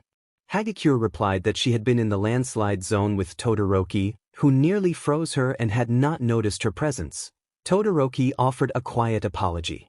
Yuga Aoyama struck a dramatic pose and, when asked where he had been, declared it a secret. A police officer informed the students that they were safe and should return to campus, adding that Aizawa and 13 would recover but that Aizawa's eyesight might suffer lasting damage. Tsu asked whether Midoriya would be all right. The officer reported that Recovery Girl was with him and that while he was battered, he was not in critical condition. Relief washed over many of the students. Katsuki Bakugo lingered, replaying Midoriya's confrontation in his mind and wrestling with how Midoriya had brought down the creature they had faced. Eijiro Kirishima encouraged Bakugo to move with the others. In the nurse's office, Izuku lay bandaged with his green jacket folded nearby and the Omnitrix dimmed and silent on his wrist. Recovery Girl adjusted her cane and reviewed his chart, noting that he had sustained bruises and cuts but nothing life-threatening. She told him to rest so he could heal. Izuku thanked her, wincing as he shifted. Principal Nizu entered carrying a thermos of tea and asked Midoriya to recount what had happened. Izuku explained that he had fought Nomu using 4 arms and had given everything he had, but that there had been a sudden moment during the battle when something new had appeared. He described, as best he could, a brief, powerful transformation that he had not chosen and could not yet understand. Nizu listened with visible interest and remarked that a new form would be fascinating to study, though its nature remained unknown. He complimented both the Omnitrix and Izuku's character, noting that Izuku had saved a teacher and classmates and that such choices defined the hero's path. Izuku's resolve hardened as he acknowledged that he had done all he could but warned that Shigaraki was not finished. Nizu agreed solemnly and urged him to rest. Izuku watched the Omnitrix's faint glow, the aftermath of the USJ incident settling into a mix of relief and lingering questions.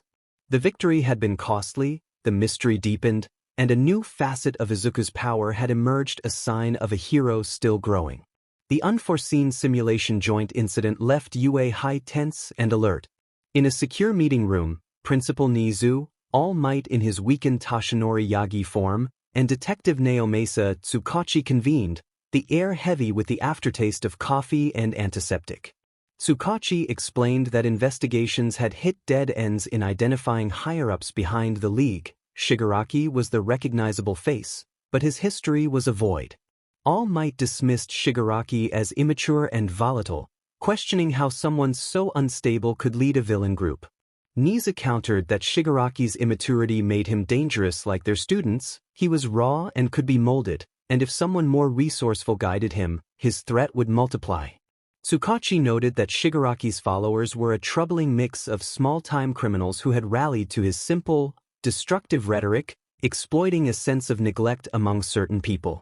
All Might emphasized that heroes provided stability that enabled investigations to proceed, and that this new strain of unrest represented a different kind of threat. Tsukachi confirmed they would continue digging, warning that Shigaraki's appeal signaled deeper societal rifts. Nizu's expression tightened as he concluded that a misguided leader with backing could become a significant danger and that UA needed to prepare its students accordingly. Given a day off, many students found it hard to unwind. Izuku Midoriya stood alone on Dagoba Beach, the same litter-strewn shore where he had trained for months. The Omnitrix on his wrist glowed faintly as he scrolled through its roster of transformations, each silhouette a reminder of tools he might yet learn to control. 10 aliens served as tools of heroism, but none matched the cosmic surge Izuku Midoriya had felt against Nomu. Izuku muttered that he did not understand what had happened, staring at the device and noting that a new alien presence felt real even if it was not here. The Omnitrix flashed yellow and static crackled. Asmitha's voice addressed Izuku Midoriya with a calm, alien greeting and asked how his creation fared. Izuku gasped and said that Asmith was back and wondered if he was closer to Earth. Asmith replied that it was possible, then observed that he sensed Izuku's unease and asked him to speak. Izuku's voice wavered as he explained that during the fight he had transformed into something different, not one of the 10 forms. He described the change as feeling like stars and power all at once, but only for a second.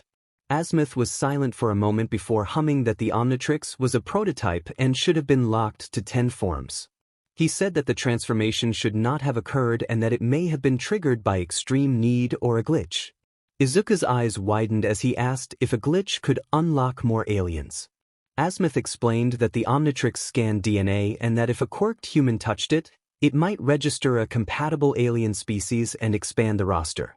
He warned that unstable activations were dangerous and advised Izuku to tread carefully. Izuku's mind raced as he considered that he could gain more forms by meeting people with quirks. Asmith confirmed that possibility but emphasized that control was key. He instructed Izuku to hone his will until they could meet, and then the Omnitrix dimmed, leaving Izuku staring at the horizon with possibilities swirling. At home, Izuku lay on his bed staring at the ceiling with the Omnitrix red and silent. His All Might poster loomed and reminded him of harsh words that had labeled him a flight risk. Pain stabbed his chest not from bruises, but from betrayal. He stood and ripped down the poster and then another, crumpling his hero's image. Izuku whispered that he respected All Might but felt betrayed by his lack of belief. His mother Inko called from the kitchen that dinner was ready, and Izuku told her he was coming, tossing the posters aside with his resolve hardening. The next day, Class 1 as classroom buzzed with restless energy. Toru Hagakure complained that the news had barely mentioned her and that everyone else had gotten the spotlight, especially Midoriya. Mina Ishido smiled and said that the teachers had been epic and that Midoriya's act of striking the monster through the roof had been insane. Tenya Ida entered and instructed everyone to take their seats. Denki Kaminari smirked and observed that Izuku was the only one standing. Ochako Uraraka giggled and told Ida not to worry. Ida flushed and sat down. The door slid open to reveal Aizawa, bandaged and looking battered, his goggles missing and his eyes red. The class reacted with concern. Momo Yaoyorozu asked if he was okay. Fu Azui asked in her usual measured way about his condition. Aizawa rasped that his well-being was irrelevant and that even if he were injured he would still teach. He then reminded them that the fight was not over. The class tensed, anticipating danger, and Aizawa announced that the UA Sports Festival was coming and that the school intended to show they were unbreakable despite the attack. Kaminari raised a hand and asked whether a festival after the incident was safe. Aizawa explained that it was strategic because top agencies scouted the event and it was their chance to shine and get hired after graduation. He warned that there was only one chance a year and urged them not to waste it. Kyoka Jiro teased Kaminari that he would be stuck as a sidekick with that attitude. Kaminari reacted with a spark of embarrassment. Aizawa's voice cut through with a fierce reminder that procrastination was deadly in their field and that they should seize the opportunity. The class erupted in excitement that overrode their fear. Hagakure leaned toward Masahiro Ojiro and said she planned to stand out this time and no longer be invisible in the news. Ojiro assured her she would get there, his tail twitching and his face flushed. Yuga Aoyama strutted and declared that he would dazzle at the festival, asking Koda for agreement. Koji Koda nodded shyly while animals chimed in his mind. Kaminari grinned at Mezu Shoji and predicted that Shoji's arms would make him a star. Jiro smirked and commented that Kaminari's tendency to zap things was less impressive. Izuku and Ida walked together, both fired up. Izuku observed that everyone seemed pumped and that the festival was their chance. Ida affirmed with his usual brisk motion that they would prove their mettle. Ochako joined them, her face radiating intensity as she declared her intent to do well, fists clenched and determination evident. Mineta blinked and remarked on Uraraka's change in mood. Tsuyu lectured him to mind his own business. At lunch, Izuku, Uraraka, and Ida sat with steaming trays while the cafeteria buzzed. Izuku poked his rice and asked Uraraka why she wanted to be a hero. She blushed and admitted that her motivation included money. Izuku registered surprise, and Uraraka explained that her family's construction company was struggling and that with a hero license she could use her quirk to help by floating materials and reducing costs. Ida nodded and said that providing for oneself was honorable. Uraraka smiled and recalled that as a child she had told her father she would help the company. He had told her to focus on her own happiness, but she wanted her family to live without worry. She said hero work was her path to that goal. Ida applauded and declared her resolve inspiring, startling nearby students. Izuku grinned and encouraged her that she would make it happen. Uraraka thanked her friends, her eyes shining as a memory flickered of her younger self offering to float bricks for her father and his gentle smile urging her to chase her dreams. Finishing lunch, Izuku rose and announced he had business to handle. Ida asked what business, and Izuku said he was headed to the principal's office for a chess match. In Nizu's office, sunlight streamed through tall windows onto bookshelves full of strategy tomes. Nizu, with his white fur pristine, poured chamomile tea and set a chessboard between them. Nizu welcomed Midoriya and teased that he was ready to lose. Izuku chuckled and said he had been practicing. Nizu countered with a bishop and remarked that Izuku's knight play was aggressive, wondering if he planned a Sicilian defense. Izuku admitted he liked keeping Nizu guessing and advanced a pawn. Nizu compared chess to heroism, saying both required strategy, sacrifice, and foresight. He praised Izuku's performance at USJ for demonstrating those qualities. Izuku reflected that he had done what was necessary because Aizawa and his friends needed him, and Nizu acknowledged that Izuku had delivered. Nizu noted that the device's versatility was remarkable but that Izuku's decisions were what made it shine. The match intensified as pieces fell and strategies clashed. Izuku sacrificed a rook to lure Nizu's queen and then used his knight to pin it, ultimately achieving checkmate. Nizu clapped his paws and praised Midoriya's play, promising he would win next time. Izuku laughed and thanked him for the game. As Izuku left, the Omnitrix-a's green glow lingered like a quiet promise of mysteries yet to unravel. The sports festival loomed as a stage for him to prove himself not just to All Might but to the world. Shigaraki's threat echoed in the background, yet Izuku's resolve burned brighter as he prepared to face whatever came next. The sun blazed over Dagoba Beach, its trash-strewn sands a familiar training ground for Izuku. A week after the USJ incident, he sprinted across the shore, his black combat boots kicking up grit and his dark green hero costume jacket tied around his waist. Sweat beaded on his brow and his muscles burned from relentless drills, sprints, push-ups, lunges, all to prepare for the UA Sports Festival. The Omnitrix glowed green on his wrist, a constant reminder of the power within and the mysteries yet to unravel. Azimuth had told him that the Omnitrix could scan DNA and unlock transformations based on quirk similarities. Izuku's heart raced, not just from exertion but from the tantalizing prospect of new forms.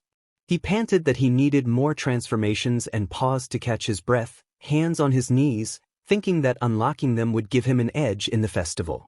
He glanced at the Omnitrix and reviewed the 10 silhouettes: Heat Blast, For Arms, Diamond Head, Stinkfly, Wild Mutt, Ghost Freak, XR8, Ripjaws, Gray Matter, Upgrade etched in his mind. He wondered what the cosmic form he had used against Nomu had been, noting that it was not among those 10. He resumed sprinting, the ocean's roar fueling his drive. He resolved to become stronger, smarter, and ready. By mid-afternoon, Izuku trudged home, his red sneakers scuffing the pavement. His mother, Inko, was out stocking groceries, leaving the apartment quiet. He grabbed a rice ball from the fridge and munched as he flopped onto his bed, the Omnitrix glinting. He muttered that he wanted to see what it could do and scrolled through its interface as the green holograms flickered. He noted that it still showed 10 forms but recalled Azimuth's suggestion about scanning quirks for new forms and felt a mix of frustration and excitement at the potential and the risks. His phone buzzed with a group chat notification from Ochako Uraraka and the rest of Class 1. Mina responded enthusiastically that she was in and would bring Kaminari. Ida praised Izuku's initiative and said a gathering would foster camaraderie. Ochako asked where and when. Izuku proposed the park near UA at noon. Tsuyu agreed and asked what the idea was. Izuku told them he would explain tomorrow, smiling at the thought of testing the scanning function. At noon the next day, sunlight bathed the park and cherry blossoms scattered in the breeze. Izuku arrived in a green t-shirt, black jeans, and his signature red sneakers, a black long-sleeved jacket concealing the Omnitrix. His friends gathered near a picnic table in casual clothes. Ochako sat in a pink hoodie and denim shorts with her hair tied back. Ida wore a navy polo and khakis, his glasses catching the light. Mina's pink crop top matched her vibrant energy. Momo's elegant blouse and skirt radiated poise. Kyoka wore a band tee and ripped jeans that complemented her earphone jacks. Tsuyu's green sundress fit her calm presence. Hagikure's floating dress marked her presence. Denki Kaminari, dragged along by Mina, wore a yellow hoodie and blue jeans, his hair sparking faintly. Mina waved and asked what the big idea was. Izuku grinned, scratched his neck, and said he just wanted to hang out and catch up after a rough week. Kyoka crossed her arms and remarked that the USJ incident had been intense and that Izuku's actions there had been legendary. Tsuyu praised him in her calm, observant way and said he seemed to have something up his sleeve. Ida adjusted his glasses and noted that Izuku's cryptic message suggested a purpose. Ochako nudged Izuku and encouraged him to explain. Izuku laughed to ease the tension and explained that it was about his watch, his support device. He thought that it might be capable of something new but needed testing in a safe setting, and that being around friends might help. Momo raised an intrigued brow and observed that his device was already extraordinary. Hagikure bobbed and expressed curiosity about what form an invisible classmate might produce. Kyoka smirked and cautioned Hagikure against rushing him. Ochako added concern and asked if he was sure it was safe. Before Izuku could elaborate, Kaminari tripped over a tree root and reached out, his hand grazing Izuku's wrist and brushing the Omnitrix. Green sparks erupted from the device, shifting to yellow as its lid spun wildly. The group froze, eyes wide. Izuku raised a hand and urged everyone to stay calm. The Omnitrix chimed and announced that a DNA scan had been acquired and a transformation had been selected based on DNA similarity. Kaminari blinked, a few sparks flickering from his hair as he asked if he had caused it. Izuku stared at the Omnitrix as a new silhouette flickered across its display, showing a small, electric creature with jagged features. He explained that the device was a support system that allowed him to access transformations by scanning others' quirks for compatibility, and that Kaminari's electricity must have triggered this new form. Mina's eyes sparkled at the thought that a new transformation had been unlocked just from Kaminari's stumble. Kaminari teased that he was basically a hero maker now. Ida called the development unprecedented and emphasized the strategic implications. Izuku clarified that the device found similarities and unlocked new forms, but that he intended to proceed cautiously to avoid being overwhelmed by too many transformations. Hagakure offered herself as a test subject, still playful, while Kyoka reminded everyone not to treat Izuku like a lab rat. Ochako reiterated her worry about safety. Izuku promised he would be careful and said he only wanted to test the device with friends, because they mattered to him, mentally excluding Bakugo. Mina wrapped an arm around him in a friendly hug and called him sweet, urging no more tripping but expressing excitement. The group laughed as tension eased and settled around the picnic table to share snacks. Kyoka, munching chips, asked whether he planned to use the new electric form at the sports festival. Izuku said he would not use it yet and needed to master the 10 forms he already had, but that knowing the new option existed was encouraging. Ida nodded and stressed the importance of rigorous training for everyone. Mina declared her determination to excel. Hagakure joked about becoming an invisible champion. Tsuyu reminded them not to get overconfident after the USJ incident. Momo sipped tea and agreed that preparation was key, praising Izuku's leadership at USJ. Izuku blushed and said he had only done what he could. Kaminari praised him for launching a monster during the incident and said Izuku would do well at the festival. Conversation and laughter mingled with the breeze, but Izuku's thoughts kept returning to the Omnitrix and the possibilities of electricity, speed, and energy absorption. He pushed those thoughts down to focus on his friends' trust and voices, which grounded him. 2 weeks blurred past since the USJ ordeal, and the UA Sports Festival pulsed with anticipation. Outside the massive stadium, the concourse thrummed with life, booths stocked with hero merchandise, food stalls sizzling with street snacks like octopus ball and grilled skewers, and fans waving banners for their favorite pros. A vendor called that this year felt different as they flipped skewers and the air crackled with chatter. Present Mike announced that after the villain attack, UA was showing the world it was unbreakable. Nearby, 3 newer heroes, Death Arms, Mount Lady, and Kamui Woods, grabbed street food beneath the sun. Death Arms complained that they were stuck on security and missing Prime's scouting time. Mount Lady pouted that she had wanted to spot fresh talent, not babysit crowds. Kamui Woods said duty came first and that the students would shine. Inside Class 1A's waiting room, tension and excitement swirled. The students wore Navy P uniforms to create a level field. Mina Ishido tugged at her tracksuit and complained that she missed her hero costume because these were so plain. Momo Yaoyorozu adjusted her ponytail and reminded her that fairness mattered and that this tested raw skill. Tenya Ida burst in and ordered everyone to the entrance, saying it was time. Shoto Todoroki approached Izuku Midoriya, his dual-colored eyes intense, and told Izuku that he was the strongest here and that Izuku's device and power were beyond the others, but that Todoroki would still aim to beat him. Izuku blinked, taken aback, and wondered why Todoroki would declare war like that. Eijiro Kirishima grinned nervously and urged Todoroki to chill, saying they were all friends. Todoroki brushed him off and said he was not there for friends, only for victory. Izuku noticed the conflict in Todoroki's eyes: pain, determination, something deeper. He squared his shoulders and replied that he did not know what was driving Todoroki, but that he was aiming for the top like everyone else. He said he would not hold back and would not be left behind, and that he accepted Todoroki's challenge. The room hushed as the weight of his words sank in. Denki Kaminari mumbled that it was intense. Present Mike hyped the crowd as Class 1A entered the arena, proclaiming the UA Sports Festival as the place where future heroes were born. In the commentary box, Shota Aizawa, wrapped in bandages and slouched, grumbled that he had been dragged there. Present Mike laughed and told Aizawa to join the hype, calling him a nickname that Aizawa groaned about and warned would earn him a broken nose if used again. Mike insisted that he loved the enthusiasm and announced that they would introduce the first years. At home, Izuku Midoriya sat glued to the TV, clutching a tissue and wishing Izuku good luck. Tashinori Yagi, in his slimmer form, watched from a lounge, thinking that Izuku's power was dangerous but incredible. As Class 1A marched onto the field, the crowd's roar was deafening. Izuku's green eyes widened as he scanned the stands and marveled at how many people were watching.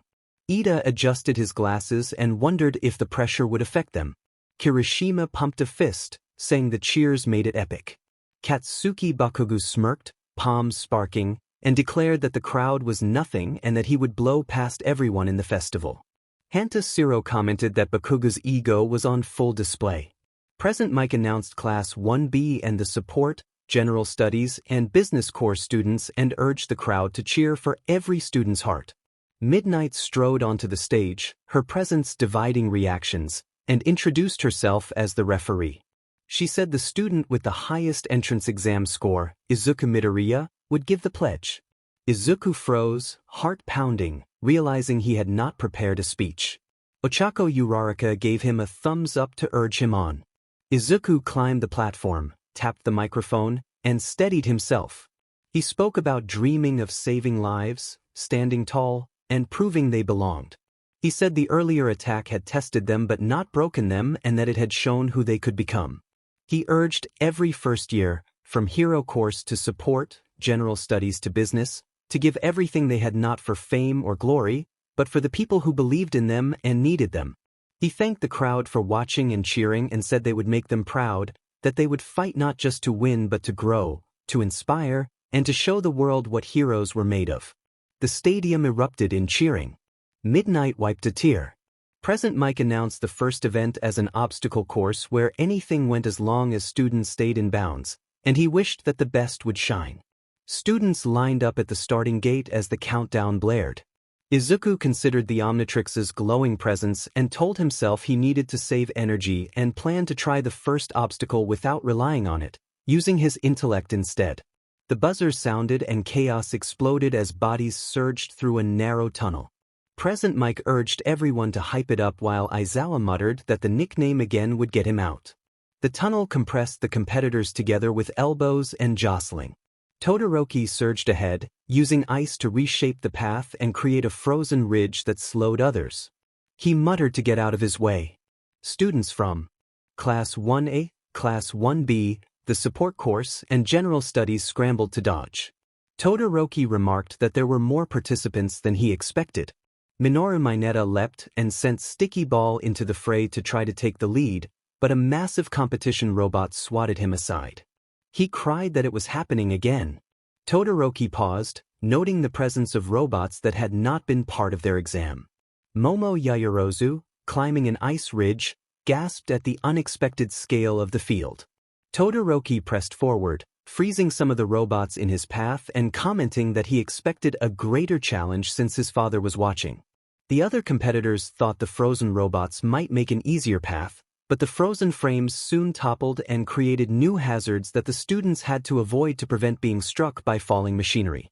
The announcers celebrated Todoroki's dominance while Aizawa commented that his approach was efficient but reckless. Izuku, pinned briefly behind a wall of ice, reflected that he had faced these robots before with the Omnitrix but not in his current condition. He thought that he would need to think quickly and adapt. Panic rippled through the stands when an offhand shout warned that someone had become trapped under debris. A surge of hardened armor carried Eijiro Kirishima through the disrupted section, and he burst free, calling out that he was alive and that it had been dangerous. The energy of the competition was intense but remained within the bounds of fast-paced, non-graphic action. The arena thundered with raw, electric energy as the massive stadium became a cauldron of cheers, flashing cameras, and waving banners. Present Mike announced live coverage from drones, ground cams, and quirk-proof lenses capturing every angle. In the commentary box, Izawa, tired and bandaged, questioned the point of him being there, and Mike insisted he provided moral support and the vibe. Below, the obstacle course continued to rage, Todoroki's ice altering the field and robots toppling in dramatic anime-style bursts. The crowd gasped and cheered as students navigated the chaos, each pushing their limits in the name of growth and heroism. Kirishima exclaimed that anyone else would have been crushed. Moments later, Tetsu punched through a fallen bot, steel skin gleaming, and bellowed that he was alive, echoing Kirishima. Kirishima blinked as he ran alongside him and noted that their quirks were practically twins. Tetsu grinned and challenged him to a race. A general studies student rallied his peers to team up and clear the bots together, but his words were drowned when Katsuki Bakugo rocketed overhead, snarling that extras should get out of his way. Hanta Siro swung past on tape while Fumikage Tokoyami glided with dark shadow. In the teacher's stand, Toshinori Yagi leaned forward, observing that Class 1A was moving fast, as expected. Nizu sipped his tea and agreed that the others held their own, but one as edge was clear. Aizawa's voice crackled over the mic, remarking that the USJ experience had forged them. They hesitated less, acting on pure instinct. Izuku Midoriya sprinted through the wreckage, snatching a jagged metal sheet from a downed bot's armor and swinging it like a club to smash a smaller drone as sparks flew. He resolved not to make mistakes and to conserve his energy for later, gripping the sheet and planning an entrance they would remember. Momo Yaoyorozu fired a massive, improvised cannon at a robot, remaining composed and efficient in the chaos. Toshinori's gaze locked on Izuku. He noted that Izuku hadn't transformed and might be holding back, thinking that restraint was smart but risky if he fell behind. Mick's voice announced the next obstacle, the fall, a chasm spanned by tightropes. Students skidded to a halt, jaws dropping at the gaping pits. Tsu Azui leaped across the ropes with ease using her frog-like agility and called the crossing simple. Mei Hatsum zoomed past on a humming jetpack, stabilizing herself with built-in cables and declaring her support role. Buchako Uraraka gaped at the gadgets and wondered why Mei had so many devices. Mina Ishido grumbled that it was unfair and wished she had toys too. Shinso Hitoshi watched from the pack with narrowed eyes as Todoroki and Bakugo led the way, ice and explosions carving paths. Tenya Ida roared across the ropes with his engines, striking a dramatic pose for his brother. Mike mocked Ida's effort to look cool, and the crowd murmured praise for Todoroki, lauding him as Endeavor's son. Izuku balanced on a rope with the metal sheet slung over his shoulder like a surfboard. At home, Inko Midoriya clutched the TV remote and cheered him on. Todoroki hit the minefield first. The mines produced dramatic puffs of color. Mike explained that the mines were meant to create spectacle rather than lasting injury, and Todoroki noted their theatrical effects. Bakugo blasted upward and overtook him, taunting Todoroki as the two clashed midfield, ice versus explosions, sparks flying.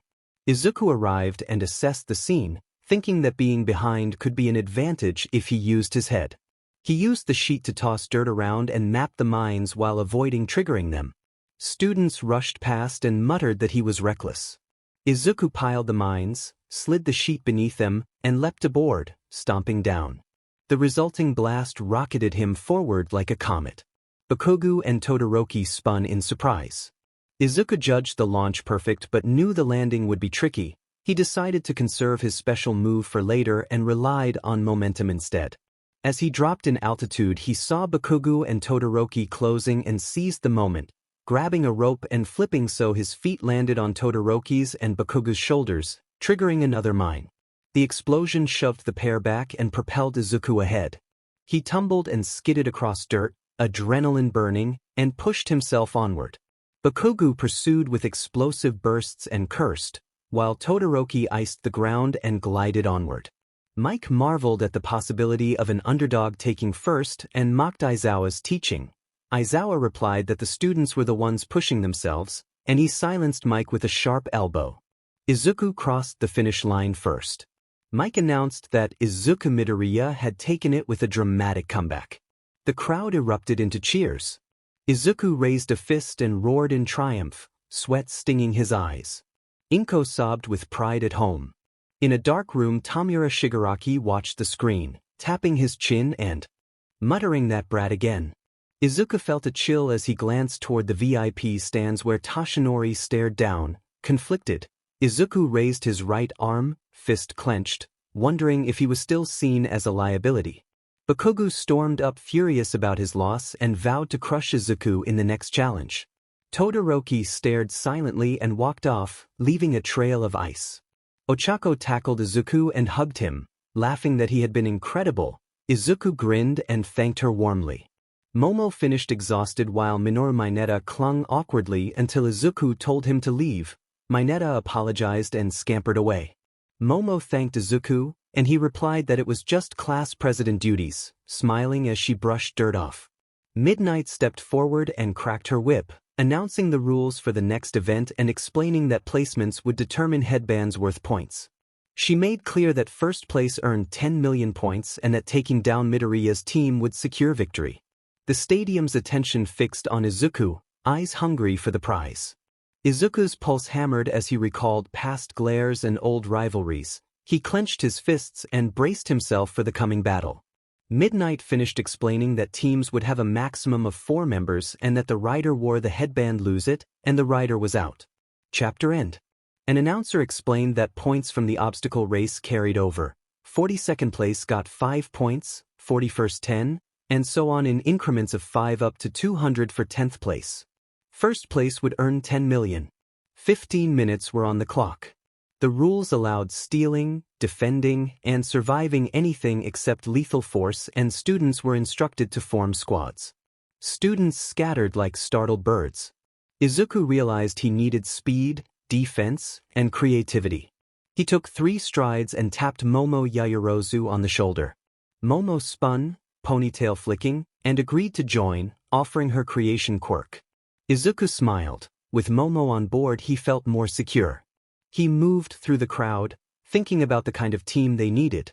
In the staff lounge, Death Arms sipped coffee and made a cynical remark about modern heroics favoring ruthless showmanship, and Mount Lady countered that teamwork would prevail over ego.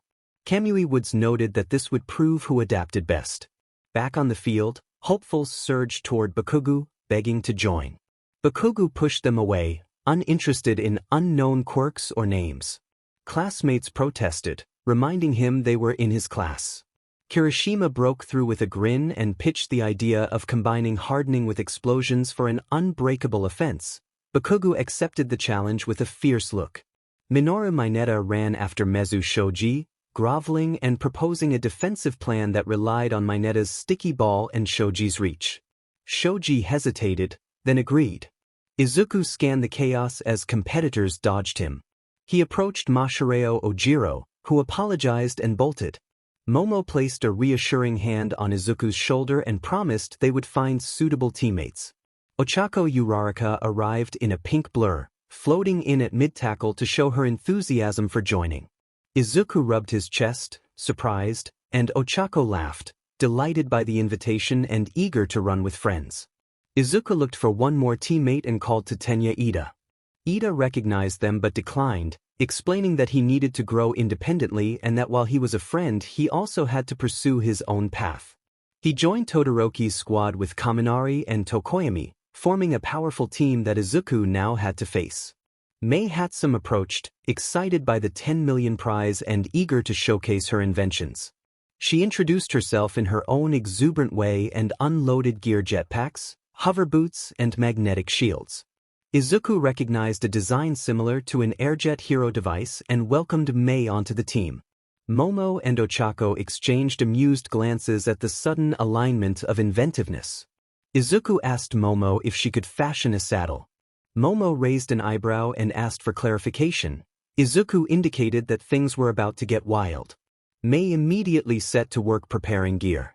In Class 1BS huddle, Nito Monoma sneered at one as past successes and vowed that his class would prove a point. The timer buzzed and Present Mike announced the start of the cavalry battle. Todoroki outlined an approach for his squad: ice walls, electric distraction, and shadow support, but when Ida asked if Todoroki would use both sides of his ability, Todoroki refused to combine styles and resolved to use ice only, visibly tense at the thought of Endeavor watching from the stands. Mick's announcer voice then called attention to Izuku's squad being led by Uraraka.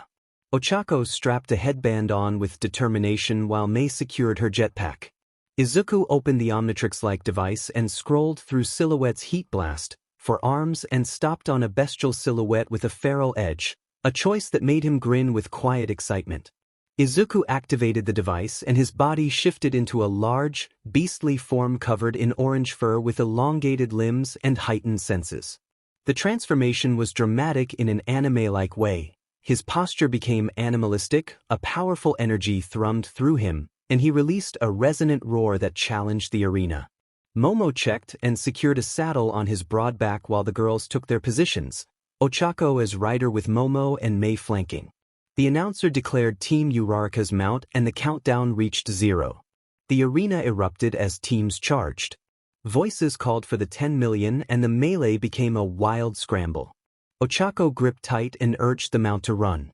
The beast surged forward with blurred speed and nimble agility, paws digging into the turf as it dodged lunges with instinctive twitching movements. Opposing teams closed in like a pack of wolves. The animal form weaved expertly through them while Momo steadied the riders and created defensive poles to deflect grabs. Ochako used a control that caused her group to become briefly airborne, and Mei called out as she deployed a defensive shield. Kyoka Jiro's earphone jacks swung and tried to disrupt them, but Mei's magnetic shield expanded to block the interference. The group landed cleanly and Ochako congratulated Mei on her inventions. Hagakure's invisible teammates swooped in, and Monoma managed to use his copying quirk to snatch a band during the chase. Mineta fired Sticky Ball, and the mount sidestepped, avoiding the attack and deflecting the sticky projectiles with a quick flick. Izuku's growl carried an admonishing tone toward Mineta, as if to say he had missed. Bakugu rocketed upward with explosive moves, declaring his intent to claim the prize. Momo and Mei cooperated, firing nets that tangled Bakugu momentarily and pulled him into a precarious position. He fought against the restraints and Siro's tape intervened, pulling him back into the fray before any disqualification could occur. A faculty member on the sidelines warned that touching the ground could lead to disqualification and reminded airborne competitors to keep moving. Ochako checked the fuel gauges and confirmed they had enough for one more burst. Spectators and pros reacted with excitement, praising how the students had been pushed and forged by their earlier trials. Scores flashed and 1A found themselves surprisingly low. Monoma taunted Bakugu about arrogance. Bakugu switched targets angrily, calling out that he would not be outdone.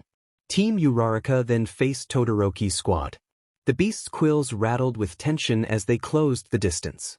Todoroki declared his intent to take the prize, confident in his control, and Ochako returned the challenge with a determined, steady look. The arena filled with the charged energy of the two teams facing off as Todoroki's ice surged into form and the battle was on. At the edge of the arena, Mineta, Tsuyu Azui, and Mezu Shoji regrouped after losing their headbands. Mineta complained about what had happened, and Tsuyu noted their loss calmly. Shoji flexed and encouraged them to charge toward the big fights, reminding them that there was always a chance. They ran toward the central clash as Izuku, in his beast form, roared and angled toward Todoroki's formation. Todoroki ordered Tokoyami to have Dark Shadow disrupt the bands, and Dark Shadow lunged forward. The mount's heightened senses mapped shadows and vibrations, allowing it to dodge the attempt with predatory grace. Momo, perched high and steady, shielded the riders with a staff and assessed the approaching threat, readying the team for the early clash with Todoroki's squad. It meant that he respected them as a threat, even with Uraraka wearing the 10 million. Wildmutt growled and coiled his muscles to keep his riders Ochako, Momo, and Mei secure as he weaved through the field. Todoroki barked orders, telling his team to close the gap and strike now. Ochako looked back and warned that their eyes had to be everywhere because other teams were incoming. Todoroki took in the closing teams and nodded to Kaminari, instructing him to make his jolt controlled and precise. Kaminari focused his electricity into a narrow beam. Tokoyami sent Dark Shadow forward to shield Todoroki's squad while rival teams were struck, costing them over 1,000,000 points. Todoroki iced the stunned opponents solidly. Aizawa commented over the mic that it looked like the opponent had learned from the USJ incident and improved their immobilization tactics. Team Todoroki pushed forward relentlessly. Tokoyami sent Dark Shadow again, but Wildmud evaded, his smirk widening and testing Todoroki's composure. Momo parried another shadow swipe with a block from her shield and noted that Tokoyami and Kaminari were the real threats because their pursuit tactics were pinning them. Wildmud halted at the field's edge as an ice wall rose and Todoroki closed in. The scene cut to Bakugo versus Minoma. Minoma's horse warned them not to poke the bomb. Minoma taunted Bakugo, dismissing Class 1A as overrated. Kirishima urged Bakugo to calm down, but Bakugo snapped that he was fine and charged his team riding with him, horses Kirishima, Siro, and Mina ready. Bakugo launched an attack at Minoma, who dodged and countered with an explosion to Bakugo's face while taunting him about being hit by his own quirk. Another team tried to pin them down. Mina broke free and Minoma laughed, claiming Bakugo had started it and that he was outclassed. Back with Uraraka's team, 5 minutes had passed and 1 minute remained. Ochako glanced at the jetpack and calculated that avoiding having their points taken might be best. She asked Mei if the fuel would be enough. Mei warned that they should only use short bursts because pushing through and being caught midair would be disastrous. Momo readied a creation as Wildmut tensed. He felt the vibrations coming from Ida as if Ida were preparing something powerful. The hallway near the stadium exit was quiet, the distant roar of the crowd muffled by thick concrete walls. Izuku Midoriya stood half-turned, the Omnitrix glinting green under the fluorescent lights. Shoto Todoroki blocked the path, arms folded, heterochromatic eyes fixed on the floor. Izuku told Todoroki that if he was just going to stand there he was heading back because his friends were waiting and he was starving. Todoroki remained silent as frost crept along the tiles by his right foot.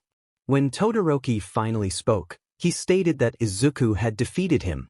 Izuku stopped and reminded Todoroki that he had won, asking what Todoroki wanted.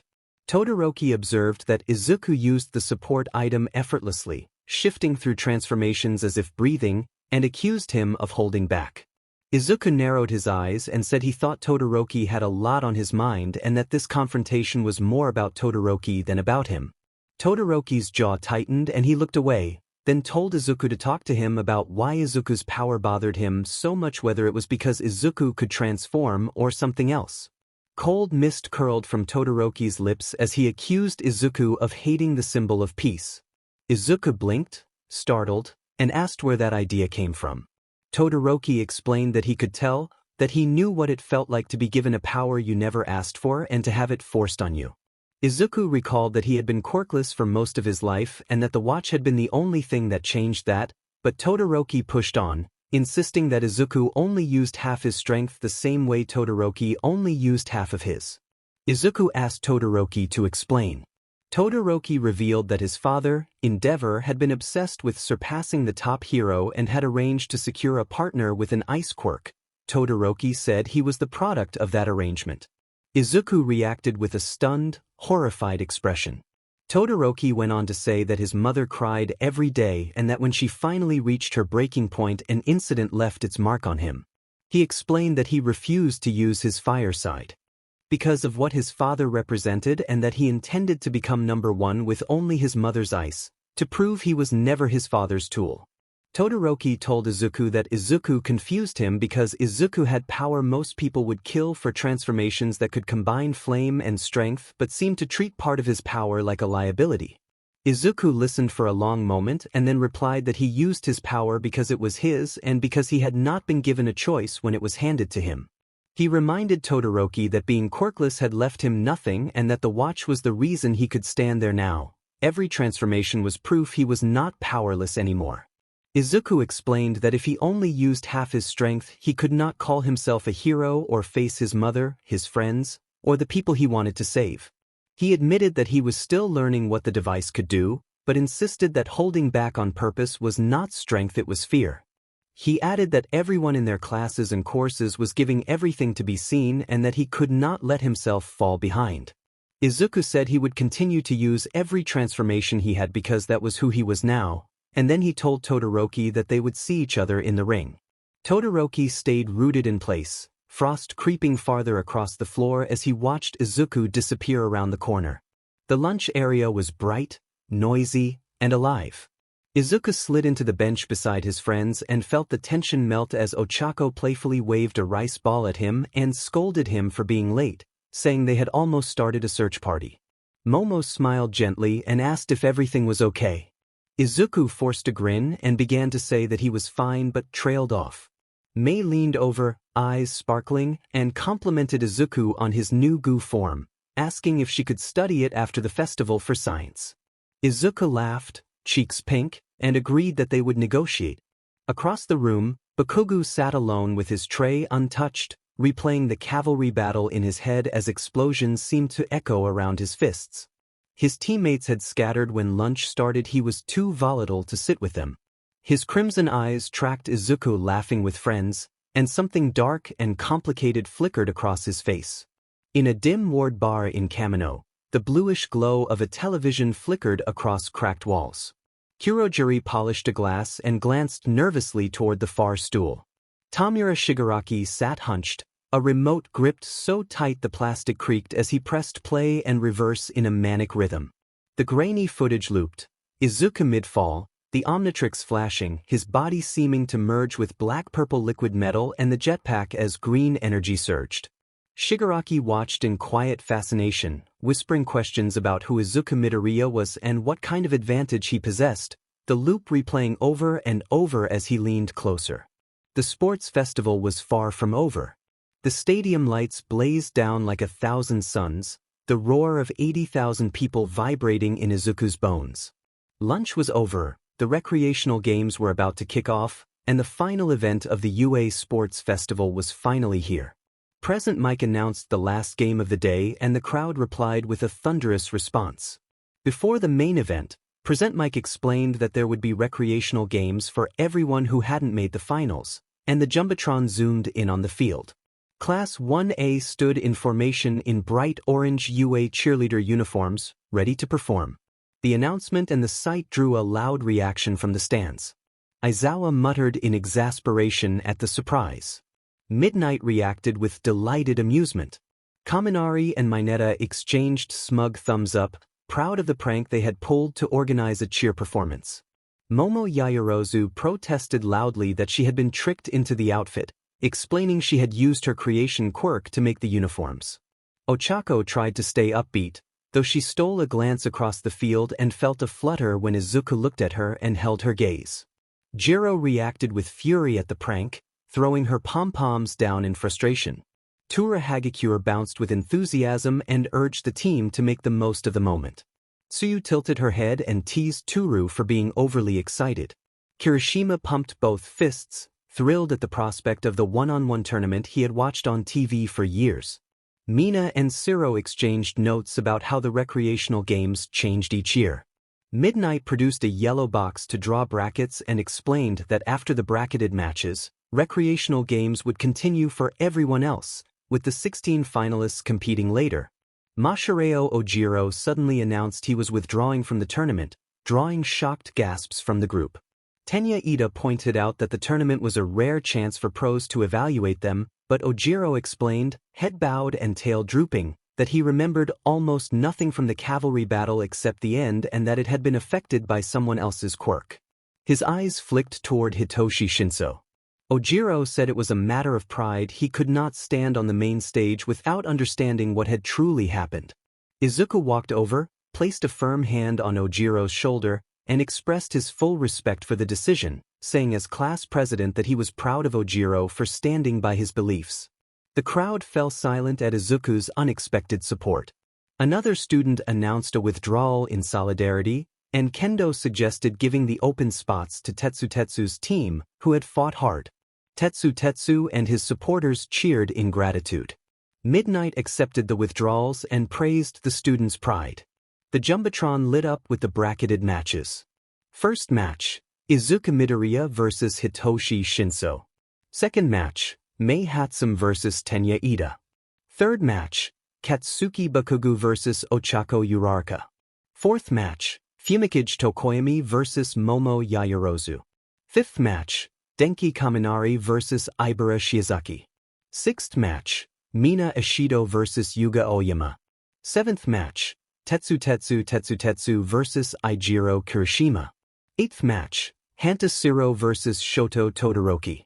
Izuku stared at the first line and felt a shadow fall over him at the name Shinso, the same student who had declared a kind of war on them with his quirk. Shinso approached and confirmed that he was speaking to Izuku, making a low remark that suggested he was looking forward to the match as well. Before Izuku could respond, Ojiro hissed at him to ignore anything Shinso might say in the ring and clapped a hand over Izuku's mouth to enforce the warning. Izuku acknowledged the advice and prepared himself. A short while later, Cementos raised stone walls and structures, crafting the tournament stage with swift, practiced motions. Present Mike announced that recreational games were over and that it was time for the real battles. One-on-one, no teammates, where heart, skill, strength, and wisdom would decide the victor. Izuku walked into the dark tunnel alone, rolling his shoulders and bouncing on his toes. He took a deep breath to steady himself and told himself he could do this. He reminded himself that he had the Omnitrix and several transformations, and that he only needed to think carefully. The Omnitrix beeped a yellow tone, and its AI, Azimuth, identified itself and noted that it sensed commotion, asking if Izuku was in the middle of something important. Izuku explained that this was his first tournament match and that his opponent's ability could be dangerous, but that he was ready. Azimuth advised him that every transformation was a tool and to choose wisely, and when Izuku asked if Azimuth could help him train when available, the AI replied that it would teach him what he was truly capable of if circumstances allowed. The watch clicked back to green. Izuku stared at the device, then clenched his fist with renewed resolve and promised himself he would win the first match. He stepped toward the light at the end of the tunnel to the roar of 80,000 spectators. The sports festival had only just begun. 4 towering pillars of flame rose at the corners of the concrete arena, painting the sky orange as the crowd's roar crashed through the stadium. Cementos lowered his hands, satisfied with the stage.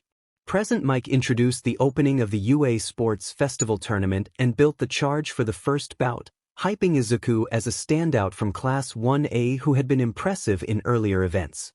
The spotlight hit and Izuku stepped out with fists clenched and his heart hammering. The cheers washed over him as scouts leaned forward and phones flashed. Izuku wondered, briefly, about the eccentric wording of that introduction. Present Mike then introduced Izuku's opponent, Hitoshi Shinso from General Studies. Shinso walked out calmly with hands in his pockets and a stoic expression, earning only curious murmurs from the crowd. Present Mike quickly announced the rules in straightforward terms: classic tournament style, victory by ring out, immobilization, or SBMSN, with medical personnel on standby and no killing blows permitted. Cementos agreed and formed a stone chair to oversee the match. Izuku rolled his shoulders, fingers hovering near the Omnitrix, remembering advice to stay calm and not respond to provocations. Shinso, locking his gaze on Izuku, remarked that forcing an opponent into SBMSN was a test of spirit and that worrying about appearances would only get in the way of what one truly wanted. Present Mike called for readiness and signaled the start of the match. Shinso immediately began to taunt, referencing the earlier commotion and insulting a fellow student. Izuku's temper flared at the insults directed at his friend Ojiro and he began to answer, determined to defend him. The moment Izuku engaged verbally, it became clear that he had fallen into a trap. Shinso recognized the brief opening and declared his advantage, and Izuku suddenly found his body unresponsive. He froze, unable to speak, and then his limbs began to move toward the white boundary. Present Mike called out in alarm as Izuku appeared to be walking out of bounds. Aizawa leaned forward in the booth and identified Shinso's quirk as a sort of brainwashing that took hold the moment a target answered him. In the stands, Ochako shouted Izuku's name in alarm, Ida urged him to fight it, and Ojiro cursed under his breath, berating himself for not warning him more forcefully. Inside Izuku's mind, everything went black and green with swirling shapes. A tall, chained figure occupied the void, an alien presence that probed and hissed about Izuku's predicament. It taunted him and tested its hold, tightening mental bindings in a way that left Izuku struggling. At the edge of the ring, with one foot nearing the boundary, the Omnitrix flared to life. A surge of green energy shot into the sky and the device activated. A shadowy alien form separated from Izuku, taking on a ghost-like humanoid appearance with pale tones and unsettling markings, elongated limbs, and a single glowing eye. The Omnitrix symbol pulsed on its chest as it reasserted itself. The alien reacted to the light and moved with sudden, unnerving agility. Shinso's confident smirk vanished as the situation shifted, and the alien began to move around the ring in swift, unpredictable bursts. It materialized behind Shinso in a blink, attempting to startle him, and then reappeared in different positions, keeping Shinso off balance. Shinso ordered the match to stop and tried to use his quirk again, but the alien declared that such control would not be effective against it. The alien's movements remained unimpeded. With a quick maneuver, it seized Shinso briefly and used a cascade of dark, shadowy tendrils to interfere with him, overriding his voluntary control and forcing the opponent's body to move in ways Shinso could not command. Shinso's voice cracked as he begged to be released, but the alien's mocking presence echoed in his head. Under that influence, Shinso's body involuntarily stepped toward the edge of the ring, tears visible as he struggled. The alien then released him, and a sudden burst of force sent Shinso across the white line and out of bounds. He hit the ground outside the ring, gasping and shaking. Midnight announced that Hitoshi Shinso was out of bounds, ending the match. The announcer declared Izuku Midoriya the winner, and the stadium fell silent for a heartbeat before erupting. Ghost Freak hovered above the ring, chains rattling and laughter like a nightmare filling the air. Ghost Freak hissed down at Shinso that playing with control came with a price. Inside the Omnitrix, Izuku battled to regain command. Ghost Freak snarled that he was not a toy and phased into the tunnel shadows, vowing never to be under someone else's control. Izuku's faint voice inside the watch begged for understanding, but Ghost Freak snapped that he did not want Izuku to understand. The Omnitrix flashed red as a fail-safe protocol began. Izuku mentally protested, and then a blinding flash filled his vision. He collapsed onto the concrete in his human form, curled fetal, sweating and panting as if he had run a marathon. His hands shook as he stared at the watch. The crowd screamed his name, but the only sound he could focus on was Ghost Freak's fading, furious laughter echoing in his head. He forced himself to his feet, legs trembling, and staggered toward the Class 1A stands. Ochako ran down the steps calling his name. He managed a weak smile and reassured her that he was okay, though his eyes stayed locked on the Omnitrix, green again for now. The stadium stands thrummed with restless energy under the afternoon sun. Izuku leaned back in his seat among Class 1A, green eyes fixed on the Omnitrix glowing faintly on his left wrist. The memory of Ghost Freak's takeover lingered like a cold fog, but he shook it off and turned his attention to the fighting stage. The sports festival tournament was underway, and the next match was about to begin. Izuku glanced at Momo Yaoyorozu and noted that it was Tenya Ida's turn. Momo confirmed calmly that Ida would face Mei Hatsum from the support course and said it should be intriguing. Izuku slipped into analysis mode, already thinking through possible transformations to face the winner speed to match Ida's engines, or something defensive against Hatsum's gadgets. 4 pillars of flame erupted at the ring's corners to signal the start. Present Mike announced the next match, and the crowd roared as Tenya Ida strode out, his armored suit gleaming and engines revving. The MC introduced Ida as the speed demon of the hero course, and then announced Mei Hatsum, fully equipped with support gear from the support course, as his opponent. Mei bounced into the ring, pink dreads swinging and a backpack bristling with gadgets. The support student's arrival drew murmurs from the stands. Her loadout looked excessive for a standard match.